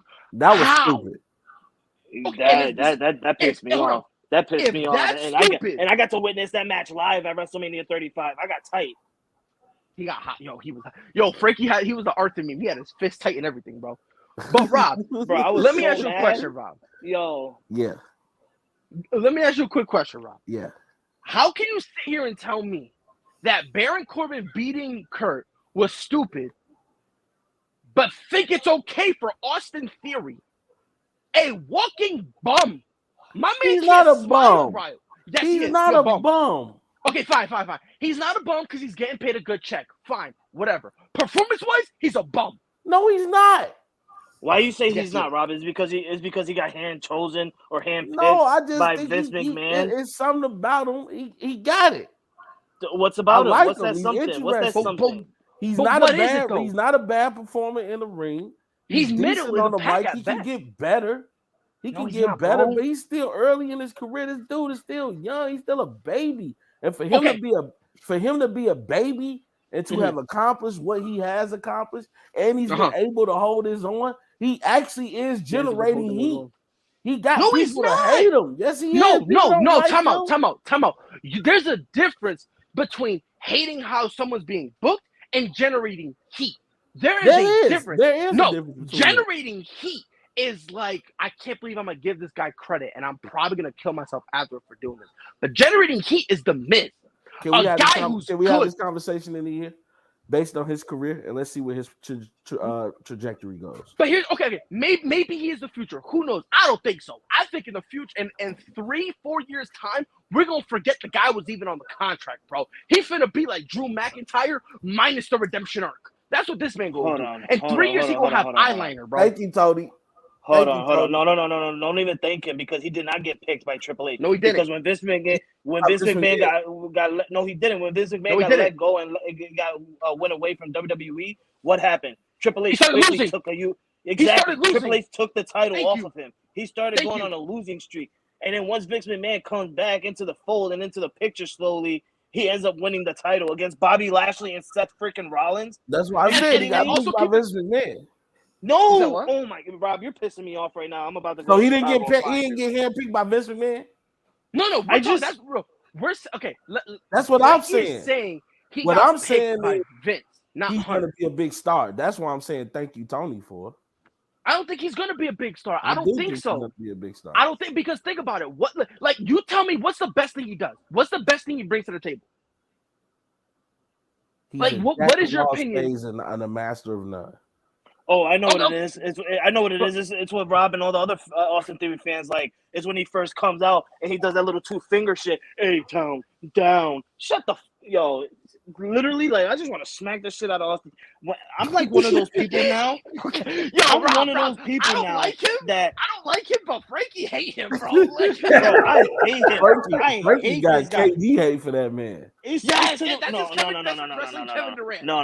that's it's close to it, but it's not there just yet. Not just. I'm letting you guys know it's close, but not yet. Soon, but not right now. So, Frankie, check me if I'm wrong. You hope that Austin Theory and KD both get into a car accident. You want Kevin Durant to die and have Austin Theory on life support. Oh, my God. Why you put me on that situation? But, yes. Anyway. Listen, it's to a point now where if I go to a wrestling event, I'm praying and I'm hoping that it's a wrestling event without Austin Theory. At this point, I would rather go to a Friday Night SmackDown than go see him at a Monday Night Raw, because if I see this kid, I swear to God, I'm going to be one of those fans that jump the barricade and just go in the ring and do something. And I'm just going to do something. I'm not going to be one of those fans that end up getting knocked out by these wrestlers. Nah. I'm going to be one of those fans that knock the wrestler out and then get the hell out of there before all the other wrestlers come out and knock me out. I mean, for me personally, bro, I can't even jump the barricade. So you one step ahead of me right there, brother. But Rob, everything Austin Theory brings to the table, he's not the best at anything. He's not even in the top talent. Nothing, bro. Like think about this, bro. Of all the talents he has, what do you think he's the best at? Like, what do you think is his best attribute? I think right now it's just promos. He's a good wrestler. So you think he's a good wrestler? Okay. Is he better than any of the Usos? No, man, come on, bro. That ain't fair. No, but it is, though. That ain't fair. It is, because it's not. The Usos are like veterans compared to Austin Theory. Okay, no. Does it matter? I'm glad. All right, Pride. You know who else is a veteran? You want to know who else is a veteran? Jinder Mahal. And the man's still ass. That's a veteran right there. He's so ass. He's in NXT. Like, keep it like think about it. Like, he's just there. They put him in NXT just. They did him bogus. That's the modern day Maharaja. I can't stand this man really went back to when he won the title. He was like, yo, let's hype up Jinder. Let's hype up Jinder. Rob, he probably mentioned, is he better than the Usos or anything like that? I'm gonna ask you this, because putting the Usos, it's a little, I get what you're saying. No, he can't be, but I'm gonna put it this: Austin Theory, Solo Sikoa. Not even close. Solo clears, and it's not even close. I don't know. I think that'll be a great match. Bro! Oh my lord! Solo is. I'm not saying Austin will win. No.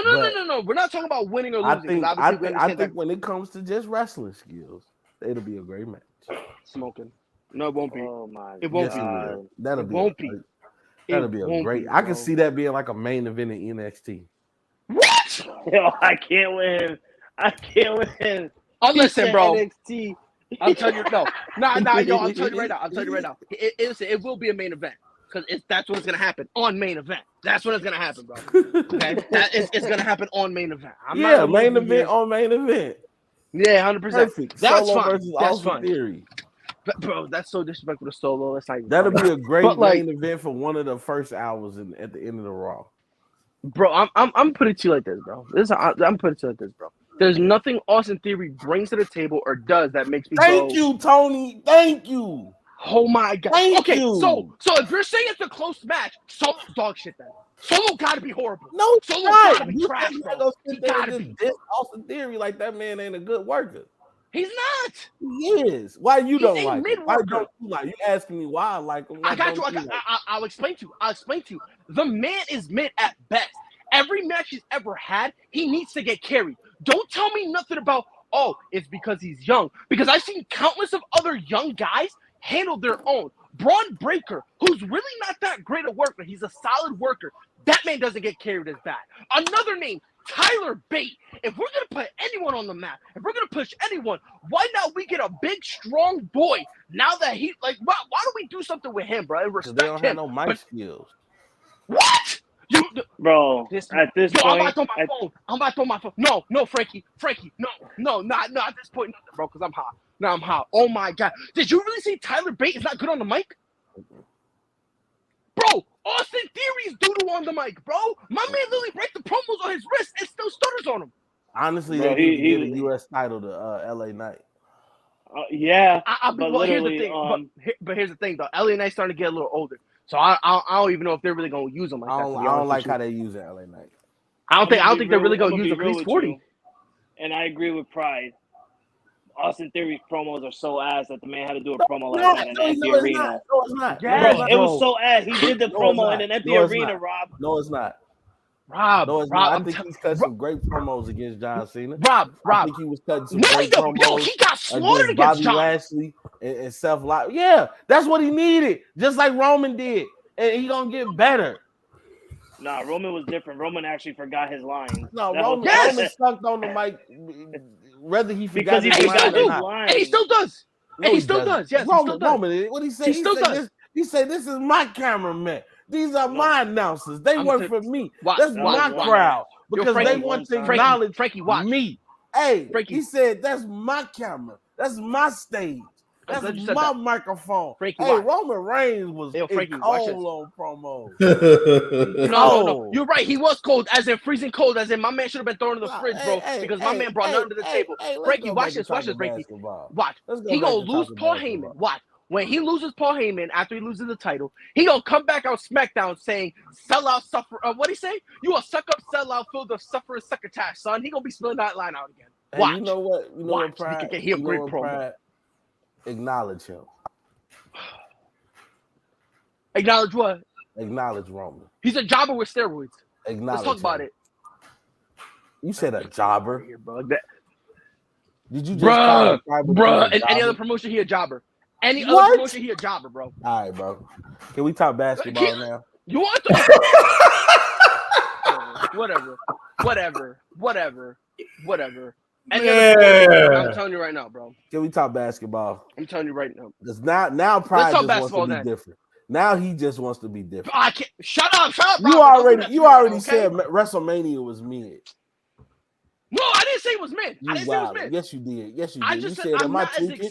You said, tell me if I'm wrong. Is the only match I'm waiting on is the championship match? No, and then I also said the Diamond Ray one. I checked myself like 2 minutes. I appreciate you for doing that because that's gonna be a great match. I checked myself, but I'm telling you, bro, I'm just not as excited for this one, bro. I'm not saying it's trash. I'm not saying it's gonna be WrestleMania 17 good, but maybe WrestleMania 30 good. I don't know, man. It's definitely better than WrestleMania 38 good. Last year WrestleMania was I don't think nothing good. to ever get as good as WrestleMania 17. I think WrestleMania 13 was pretty good, but that was because it's in Chicago. I'm biased. Hey, Rob, didn't you want to talk about wrestling before I dip? Come on, let's talk.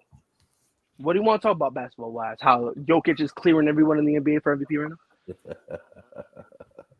He did good last night, but Embiid, he didn't play. Hey, the best ability is availability. So right now, Jokic got to be leading that race again. No. He's not leading the race again. He kicking up dust. He's He's like 30th and 29th triple-double last night of the season. That was pretty good. That's my center. I can't say nothing. You said now that's your center, huh? Who, Jokic? Yes, you're a Nuggets fan now? Ooh. I'm not a Nuggets. Hold on. Time out. Frankie, what exactly did I say? You said that's my center. That's my center. Did I say that's my team? Did I say that's my Nugget? Did I say that's my I said that's my center. What position did Jokic play? The center. Okay. Hey, I just got to give you shit, Pride. You got the juice. You got it. Of course. We can't have a show unless you give me shit. You right. You got it. I forgot where I was for a second. I forgot what was happening here. That's on me. My bad. To quote the great R-Truth, my bad. All right, that's on me. Yo, wow. Let me ask you a question. Let me ask you a question. Let me ask you a question, bro. Luka who? Is he being like Luka Magic? Doncic? Like, is he being dramatic right now? I don't know if y'all heard, but he's basically saying he pulled the Shawn Michaels. I lost my smile. Like, I just think it shows how much of a. I just think it shows how much of a Debbie Downer Kyrie is. Who wants to play with that shit? No, it's not. No. Do not just blame it on Kyrie. I am blaming it on Kyrie. No. I won't do that. Frankie, let me say this before you jump in. Luka was okay with how Dallas was before Kyrie got. Can I say this real quick, Frankie, before you hop in? I'm not gonna say it's all Kyrie's fault. I do think on the court, I mean, the losses are gonna matter. And the fact that they're kind of have a losing record since Kyrie got there, I think that kind of factors in. But at the same time, I read something. He's going through a lawsuit with someone in his family. It was like he's got that going on right now. I think his mom. He's upset that. What is it? Was it his mom's? I think it's his mom. I remember hearing or reading something that someone in his family, they're going through a lawsuit right now. So there's that. He lost Boban Marjanovic, who was one of his best friends. Same thing with Jalen Brunson, right? And then I think this is the elephant in the room that no one's really talking about. Jason Kidd is throwing Luka under the bus every single game. Like, it's every single game. Like with Rick Carlisle, I got the vibe that in practice, Rick Carlisle was going hard at Luka to hold him accountable. But when it came to the press conferences, he was like, that's on us. Like, as a team, us, all of us. Like, coaching, players, all of us. I think it's a situation where Luka right now I think there's a lot of things going on. The Kyrie Irving experiment. That's just what it is. I think the Kyrie Irving experiment is just not working out. It's just not. Some players can't fit together. I think the experiment isn't working out, which is leading to losses, which is frustrating Luka. I think Luka's trying everything he can to make it work. And you know how it is for young superstars. When you can't make it work, you get frustrated and angry when you're trying to do everything you can to make it work. I think it's that. I think it's Jason Kidd coming down on him extremely hard every game. Luka can have a flawless game. They lose. Jason Kidd will blame Luka. And then his personal stuff, I think it's a lot. I don't think it's just Kyrie. I'm not just blaming it on Kyrie as far as why he's sad. But I'm just saying, Kyrie is not the ideal teammate to have during these times. Now, you're right. Like I said, I do think the whole Kyrie Irving situation has something to do with it. But I just think... Because, like, Kyrie is there, like, he's getting into it with the fans in Dallas. Like, you know, right. Kyrie's being Kyrie. Right. Which again... doesn't care how you feel. Let's just be real. Like, and I hate to say it like this, but sometimes but you're not lying. Kyrie's mentality is too strong for people.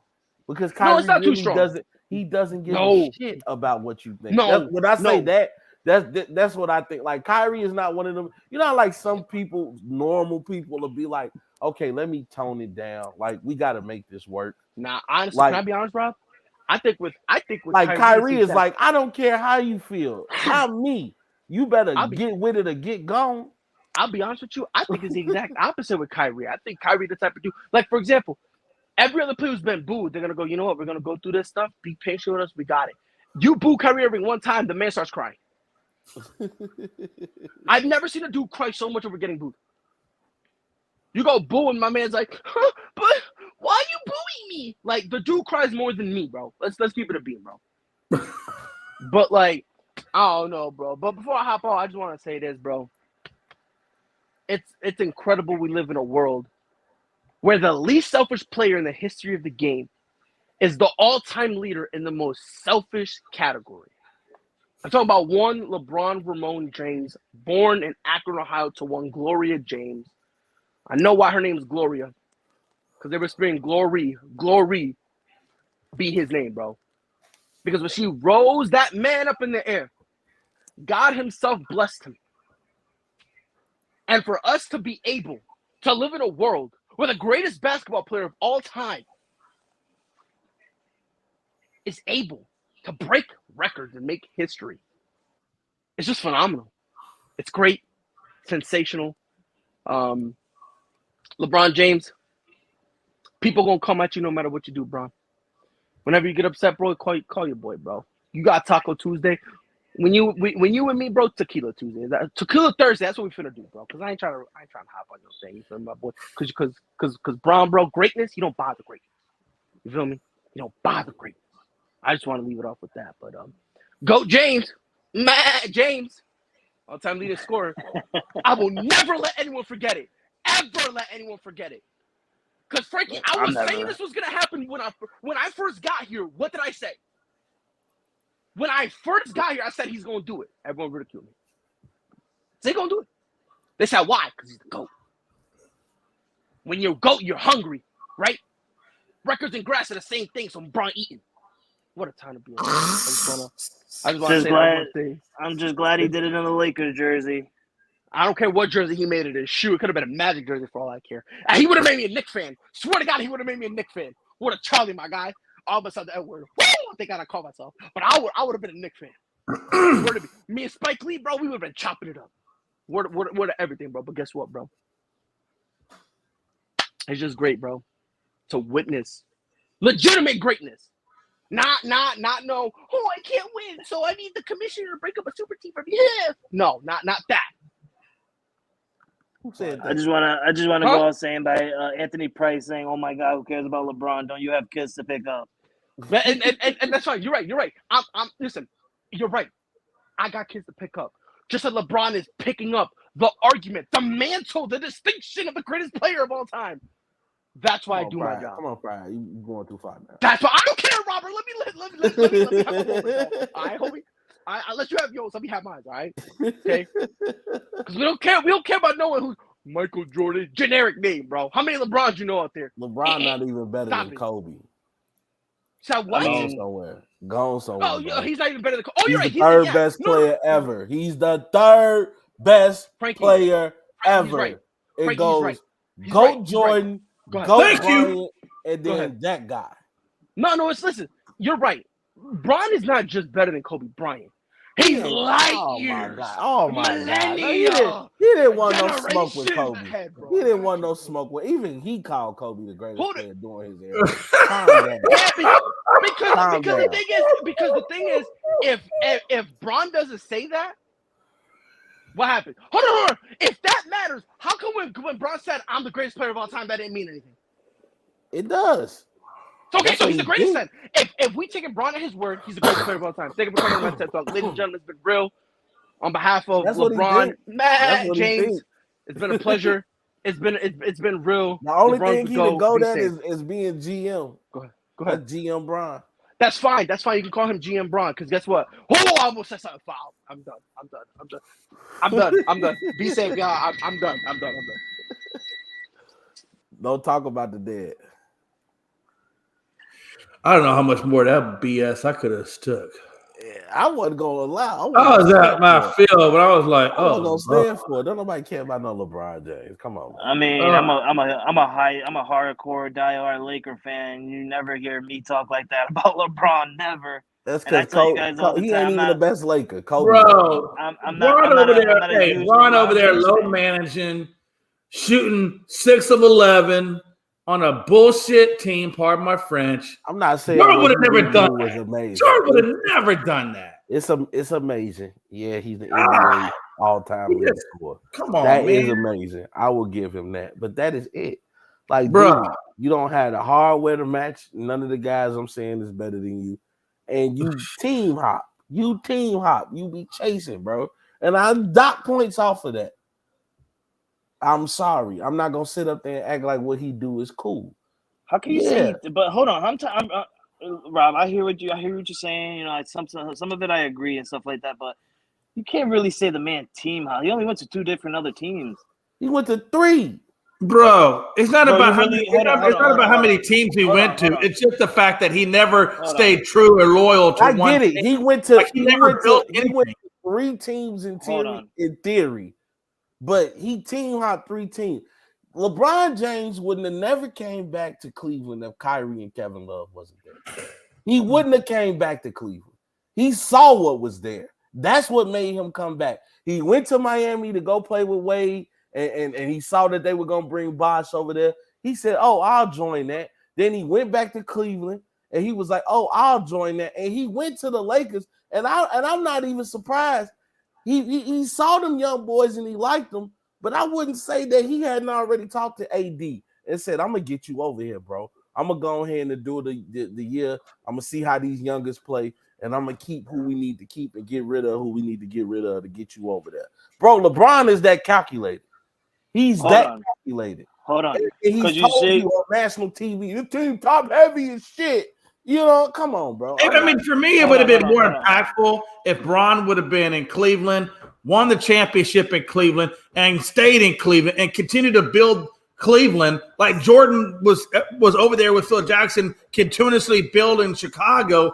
Why didn't he do that? Why did he stick with them and stick with building the team there rather than having to go to Miami and then try to build a team there and then leave that to try to go to LA to try to build it? Like, there's no consistency with a specific place where he could have built it. That would have been so much more for his legacy.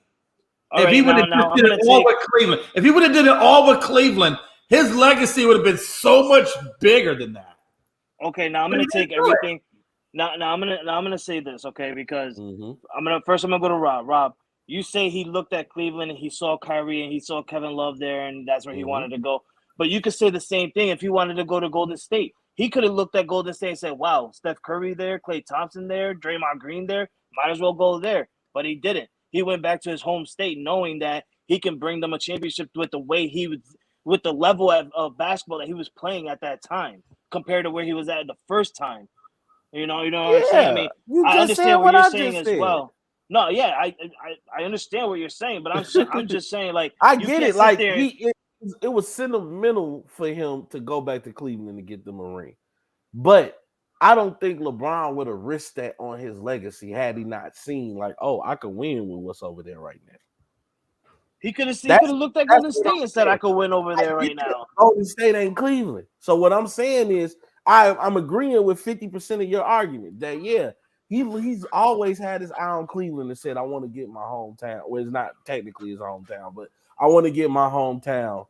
Anthony, cut that shit out. Cut that shit out.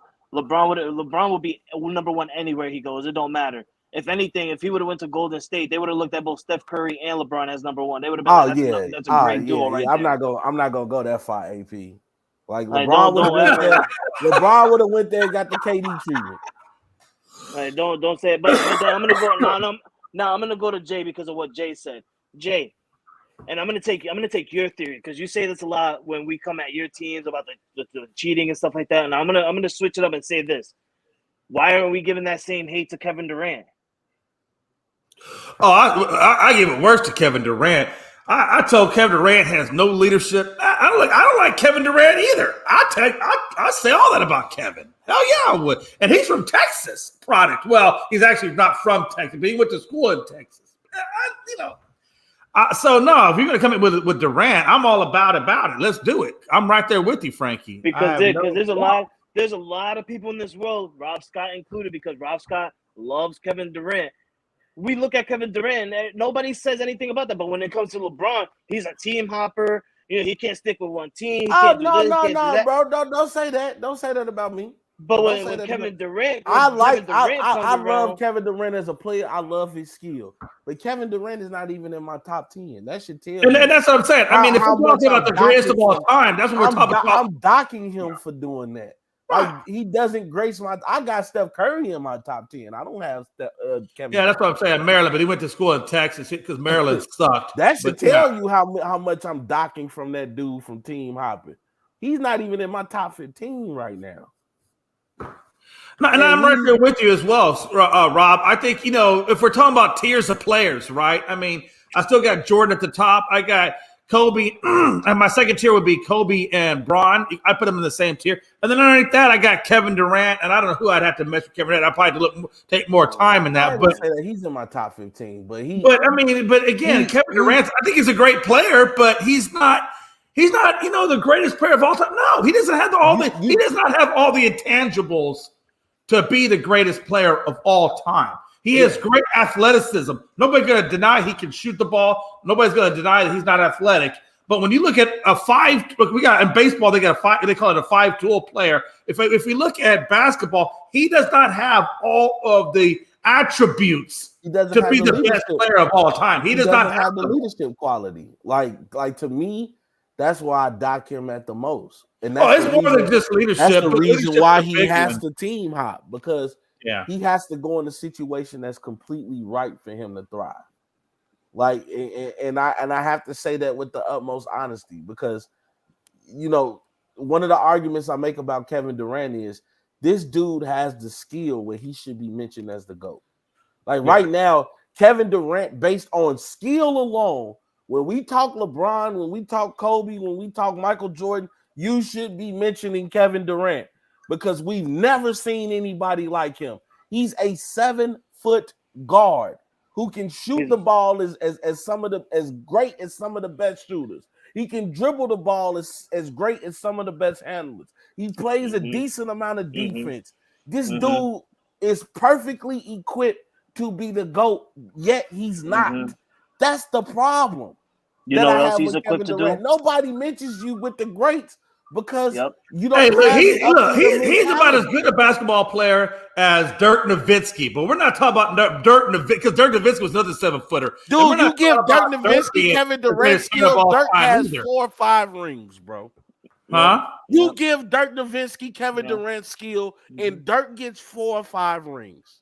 You know those Kevin. You know what else KD is good at? Breaking his own ankles. We don't care. Yeah. That's my problem with KD, man. He doesn't. Man, listen. If I had my choice between KD or Dirk Nowitzki, I'm taking Dirk Nowitzki, because you know why? Because he's mentally tough. He's got all the attributes that you need. And you can build a team around him and know that you got a solid, mentally tough guy. Kevin Durant is not a mentally tough guy. He never has been. That's why leadership isn't in his wheelhouse. And when you got a guy that's, I hate to say the word, but he's kind of a pansy, and he's just great athletically. Nah, I need more than that. And I think everybody knows that you need more than that, because he had to go all the way out there and say, yo, Steph, Draymond, Clay, can I join your squad? Because I need a ring, and I can't go out like Chris Paul. Listen, Rob likes to call him 7-foot guard. In this picture, he's 6'7". Well, hey, on one side he's 6'7". On the other side he might be still 7. Listen, the hell with KD. All right, the hell with KD.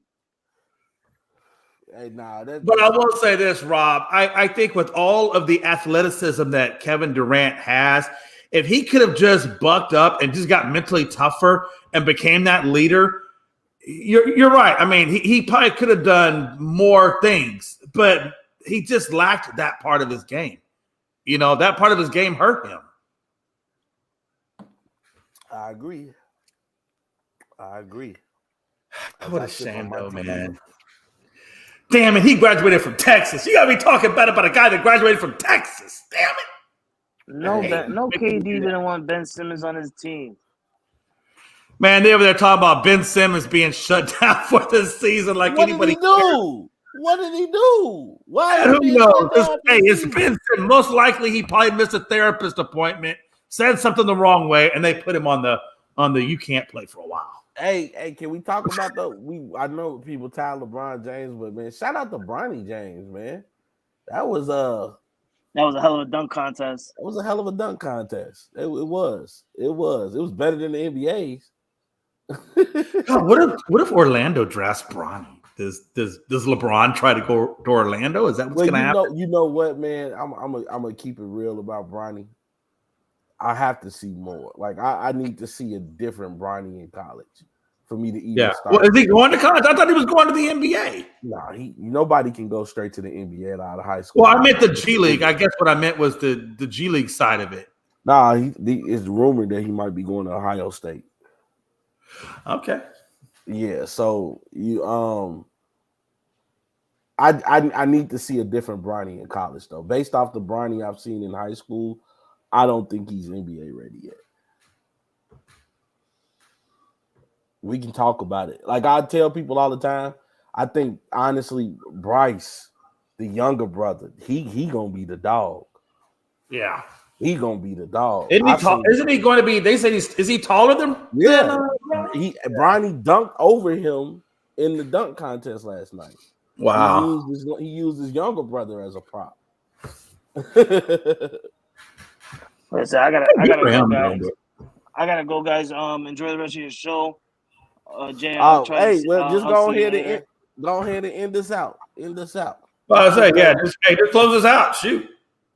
Oh, all right. Well, thank you guys for watching. This is ASAP Afternoon Blitz. Thank you, Chris Gonzo. Thank you for Mike for stopping by, talking shit for a few minutes.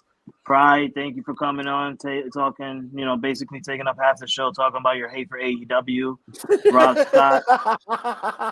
Rob Scott, thanks for coming on and trying to, convince the world that KD is a 7-foot monster when he's really not. 7-foot monster. No, not to this picture. Not to this picture. In this picture, my knowledge, he's a 6'7" handicapped man that can't even know how to lay up right now or dunk. God. Jay McLovin. Jay McLovin, I hate you. Sometimes I love you, but I hate you. Other than that, man, WrestleMania. Care. Yeah. Listen, WrestleMania this weekend at Unscripted. Catches us at 7:30 is start time. We're gonna have a lot of crew here. Myself, Rob Scott, Jay McLovin. I'll be there. Just remember, you can hate me all you want, but I'm family and I'm the uncle to your babies. So you're stuck with me whether you like it or not. I ain't like them apples. Hey, listen, AP, KD's gonna be back tomorrow. You know what's gonna happen, right? He gonna break his ankles like this again. Yeah. Listen. WrestleMania this weekend. Myself, Rob Scott, Jay McLovin, Logan Landers, Chris Gonzo. Pride is gonna probably stop by as well. It's gonna be a fantastic night. We can't wait. Catch us at Unscripted tonight, 7 p.m. Eastern time. You follow us on Twitter at Unscripted Guys, also on TikTok at Unscripted Sports. Also, before I head out and before we log off, I just want to say, I don't know if anybody got the chance to say this on the show or whatever, but our deepest condolences to those 3 kids and the 3 teachers over in Knoxville, Tennessee. There was another school shooting. The suspect was taken care of by law enforcement. But it's really sad that we still live in a world that people have to go and shoot up schools, elementary schools at that point. Kids that are basically our future for this world. Us here at ASAP and every network that ASAP provides, Unscripted, GonzoSportsRoom, everything, even Rob 2 cents. We send our thoughts, we send our prayers, and we send our condolences to all the families and friends of those that they've lost yesterday in Tennessee. Nothing could be worse in this world than having to see young ones for the future pass on. Go ahead, Jay. Hey, speaking of that, I just want to speak on that real fast because I know this morning or today when we started the show, me and Gonzo were talking about that situation, and I just want to put out one more plea to the lawmakers. Y'all need to start throwing some money towards these school budgets and start allowing for law enforcement to put law enforcement on grounds to hopefully try to prevent this, because clearly what we're doing right now is not working. And every other week we get a school shooting. Well, if what we're doing is not working, then we need to put law enforcement on ground and start getting it to work. And if we need to allocate more money to the budget as a taxpayer, I'd much rather spend my taxes on that than something else that's ridiculous. So just a thought process. I agree with that, Jay. Thank you for that. I also agree with what Jay said. Jay says it more political because Jay's a former military man and all that, so he knows how to talk political. But if it's me and I talk ghetto and I'm from the hood, I just want to, send my thoughts to the president. Motherfucker, cancel these guns. All right, stop allowing these people to buy weapons. This is the exact reason why the world is what it is today, is because you're allowing people to carry their weapons, and having legal people or people being legalized to carry guns is not good, clearly. So something's got to change. Let's go. Other than that, catch us. Hey Mel. Other than that, catch us tonight at Unscripted. That's Mel over there. Hey Mel, No. I told Jay earlier I needed to talk to you because I think Jay needs to get checked on. He couldn't hear me while I was writing to him, so I guess it was a little confusion on his end. Hey Frankie, thanks for coming and talking to the kids at the school. Oh, of course, it was my absolute favorite. I even told Caitlin about it, and I was like, honestly, that was actually pretty awesome that I done that. And I would love to do something like that even more in the future. I mean, it's amazing to show kids what we do here as podcasters. It's amazing. Oh yeah, they loved it. Even a lot of the teachers and adults were asking me about it. It was how great the show was. It was a fantastic time. It was just hard because you know how I am with Jay, and when I see Jay's face, I just want to tell him off, and I can't do that in front of those kids. You can't do. The only way I did it. The only way I was able to do it was telling those kids, well, hey, he's a Houston fan, and my dream and joy is to watch all his Houston teams go down the drain. So, yeah, fourth graders. Remember, you got to be on the fourth grade level. No, anyway, Frankie was good. Frankie did well. Yeah, he said you did great. So, and everybody really loved it. The kids thought it was really cool that they got to talk to people that were on TV. Yeah, it's amazing.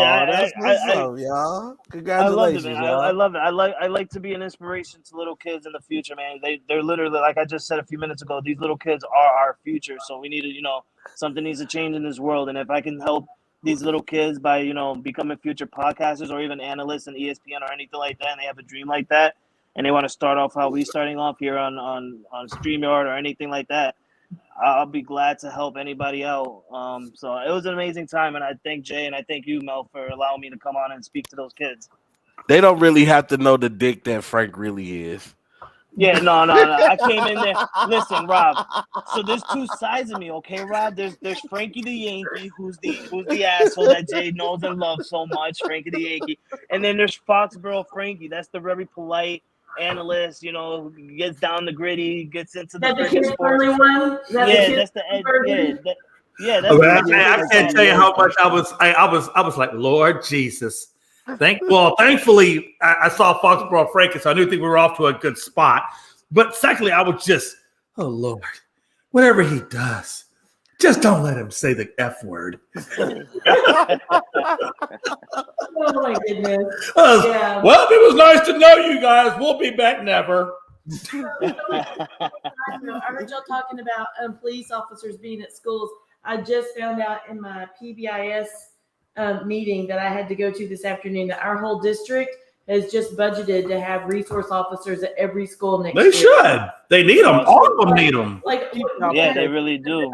They really do. My wife to keep up doing it. Middle schools and high schools have full-time officers at the schools all the time. The elementaries just have rotating officers that come around and check in. But we will have every elementary, middle school, high school will all have full-time resource officers on duty the whole time next year. That's what they need, man. They always need that. And that's what I would say. Look, if you're going to raise my property taxes, don't raise my property tax to pay for a new stadium, although new stadiums are nice to look at. Raise property taxes to put law enforcement so these kids will stop dying. Yeah, it's true. A better use of resources. Yeah, and it's true, and I'm glad that we got news from Mel that the school districts will be having more police officers and stuff, so these kids can be safe. Because like we just said a few minutes ago, Tennessee. Sorry about that. Press the wrong button. But yeah, like I just said, Tennessee, they just had an incident yesterday, so I'm glad that Mel came and told us some news there. Not only do I, feel good and comfortable that those kids in Mel's school are going to be safe in the hands of the law enforcement of Savannah, Georgia, or wherever she works over there in Savannah. Not only are those kids going to be saved by law enforcement, but now I know Mel's going to be okay under the law enforcement as well. So I'm really proud about that. Anyway, any final says on anybody over there? Rob, Scott, Jay. Hey, my father thought it's good to hang out with you guys. Rob, man, as always, I love you, man. And, love you too, Jay. Man, hey, man, look, it ain't over, folks. Hey, we still got the other half of XFL to go through. Frankie, don't forget, obviously we got WrestleMania, but hey, guys, we got the draft coming up, and it ain't that far off. It is not that far out to find out a lot of things that are going to be happening, as well as we obviously still got March Madness and Thursday. Tomorrow. Thursday. Yeah, Thursday. Baby. Oh, it's tomorrow when MLB kicks off? No. Today it's Tuesday. It's Tuesday today. So I thought today was Wednesday. Yeah, right. No, it kicks off Thursday. Yeah, Thursday it kicks off. Yeah. Either way, man. Hey, woo. Frankie. Listen, I'm going to be realistic with you guys I right feel now. the rivalry. Rob Scott, can you feel the rivalry heating up as we speak? Yes, sir. Listen, I'm going to be real with you right now. I already know that the Yankees are not going to have a really good start because of the injuries we have. But I would rather not have a good start and have a strong finish. The Yankees, and Jay, you know it. The Yankees are known about that tonight, by the way. The Yankees are known for always having injuries mid to late in the season. We're having injuries early in the season right now, so I'm hoping and praying that these injuries stay where they're at right now and doesn't, exceed into middle of the season to late in the season, because I'd rather deal with injuries early in the season and opening day and stuff like that and finish off the season strong. I already know my boys are going to take the division title again. We're going to go back-to-back as AL East champions, and guess what? We're going to meet the Houston Astros in the ALCS, and best to believe, Jay will be getting a broom sent from me. Hey, if you want, I still got the remnants of the one I used against you. I can just send you that one, and if they do, that does happen, then you can send it back to me, and I'll, whatever. But I can send you the recycled broom that I had from the Yankees. It's gonna be a good season. It's gonna be a good season. I can't wait. A lot of things change in MLB this year, so it's gonna be a whole different baseball league that we're used to seeing. Time to pitching clocks and shiftings and stuff like that. It's gonna be really interesting. So I'm really excited for this season. I know Rob's not, because he's not a baseball fan, but he calls himself a Chicago White Sox fan. But he's not a baseball fan, whatever. Hey, I do have one question, though, Frank. One question, and it's for Rob. Rob, let me ask you this question, because I've been dying to think about this. The Chicago Bulls, hey, they're in the playoffs. They're in the bottom of the play-in, but they're in the play-in. And then you got Golden State, who's still in the playoffs as well. Bro, what jersey are we rocking? Are we rocking a multi-tiered jersey? Jay, that's easy. He's gonna rock a Golden State jersey with the Chicago Bulls hat. Steph Curry jersey, baby. Are you gonna have the Bulls hat on with the Golden State Steph jersey? I will be cheering for the Bulls, but I got Golden State winning the championship, bro. Hey, you know what though, Rob? I'm gonna call my own self out. That's how I was in March Madness. When Houston went down, I was like, it's all right. I still got Texas in there. And when Texas went down, I was like, well, damn. Rob, I love your enthusiasm, and I love your support for the Golden State Warriors, but it's not going to happen, especially when you have a losing record on the road. I mean, that's not going to help the Golden State Warriors come playoff time. So I don't think they're going to make the finals just because they're having trouble on the road. Hey, the Warriors haven't had their full roster yet. We still waiting on Andrew Wiggins to come back. Shut that up. No. Waiting on Gary Payton. Waiting on Gary Payton the second to get healthy. Once all our guys are back, it's going down in the playoffs, baby. Steph Curry, another Finals MVP, baby. Go ahead. Finish. You done? Don't even throw that Gary Payton shit in there, all right? Because we were on the Golden State Warriors in the beginning. All right, Andrew Wiggins, I understand. But don't be throwing Andrew Wiggins in there like he's a game changer for the Golden State Warriors. He wasn't in there at the time for Steph Curry and Klay Thompson and all these guys when they were making Golden State actually know. Don't be doing that, Rob. All right, don't do that. Hey, we'll talk more about this on Unscripted. Frankie, get us the heck out of here. I got to do things. All right, y'all. Catch us tomorrow at 1 p.m. Eastern time. Hopefully we'll be on time rather than like today. But yeah, see you on Unscripted, guys. Whole sports all plays. Whole sports all plays. Whole sports all plays. 365, we making up plays. We talking the game, get you through the days. We're high in the court, the dime in the lane. Variety topics, living the same. All presentation, sports information. Hitting the airways, taking the nation. Sport all plays, like working your faces. Grace at the field, so tie the laces.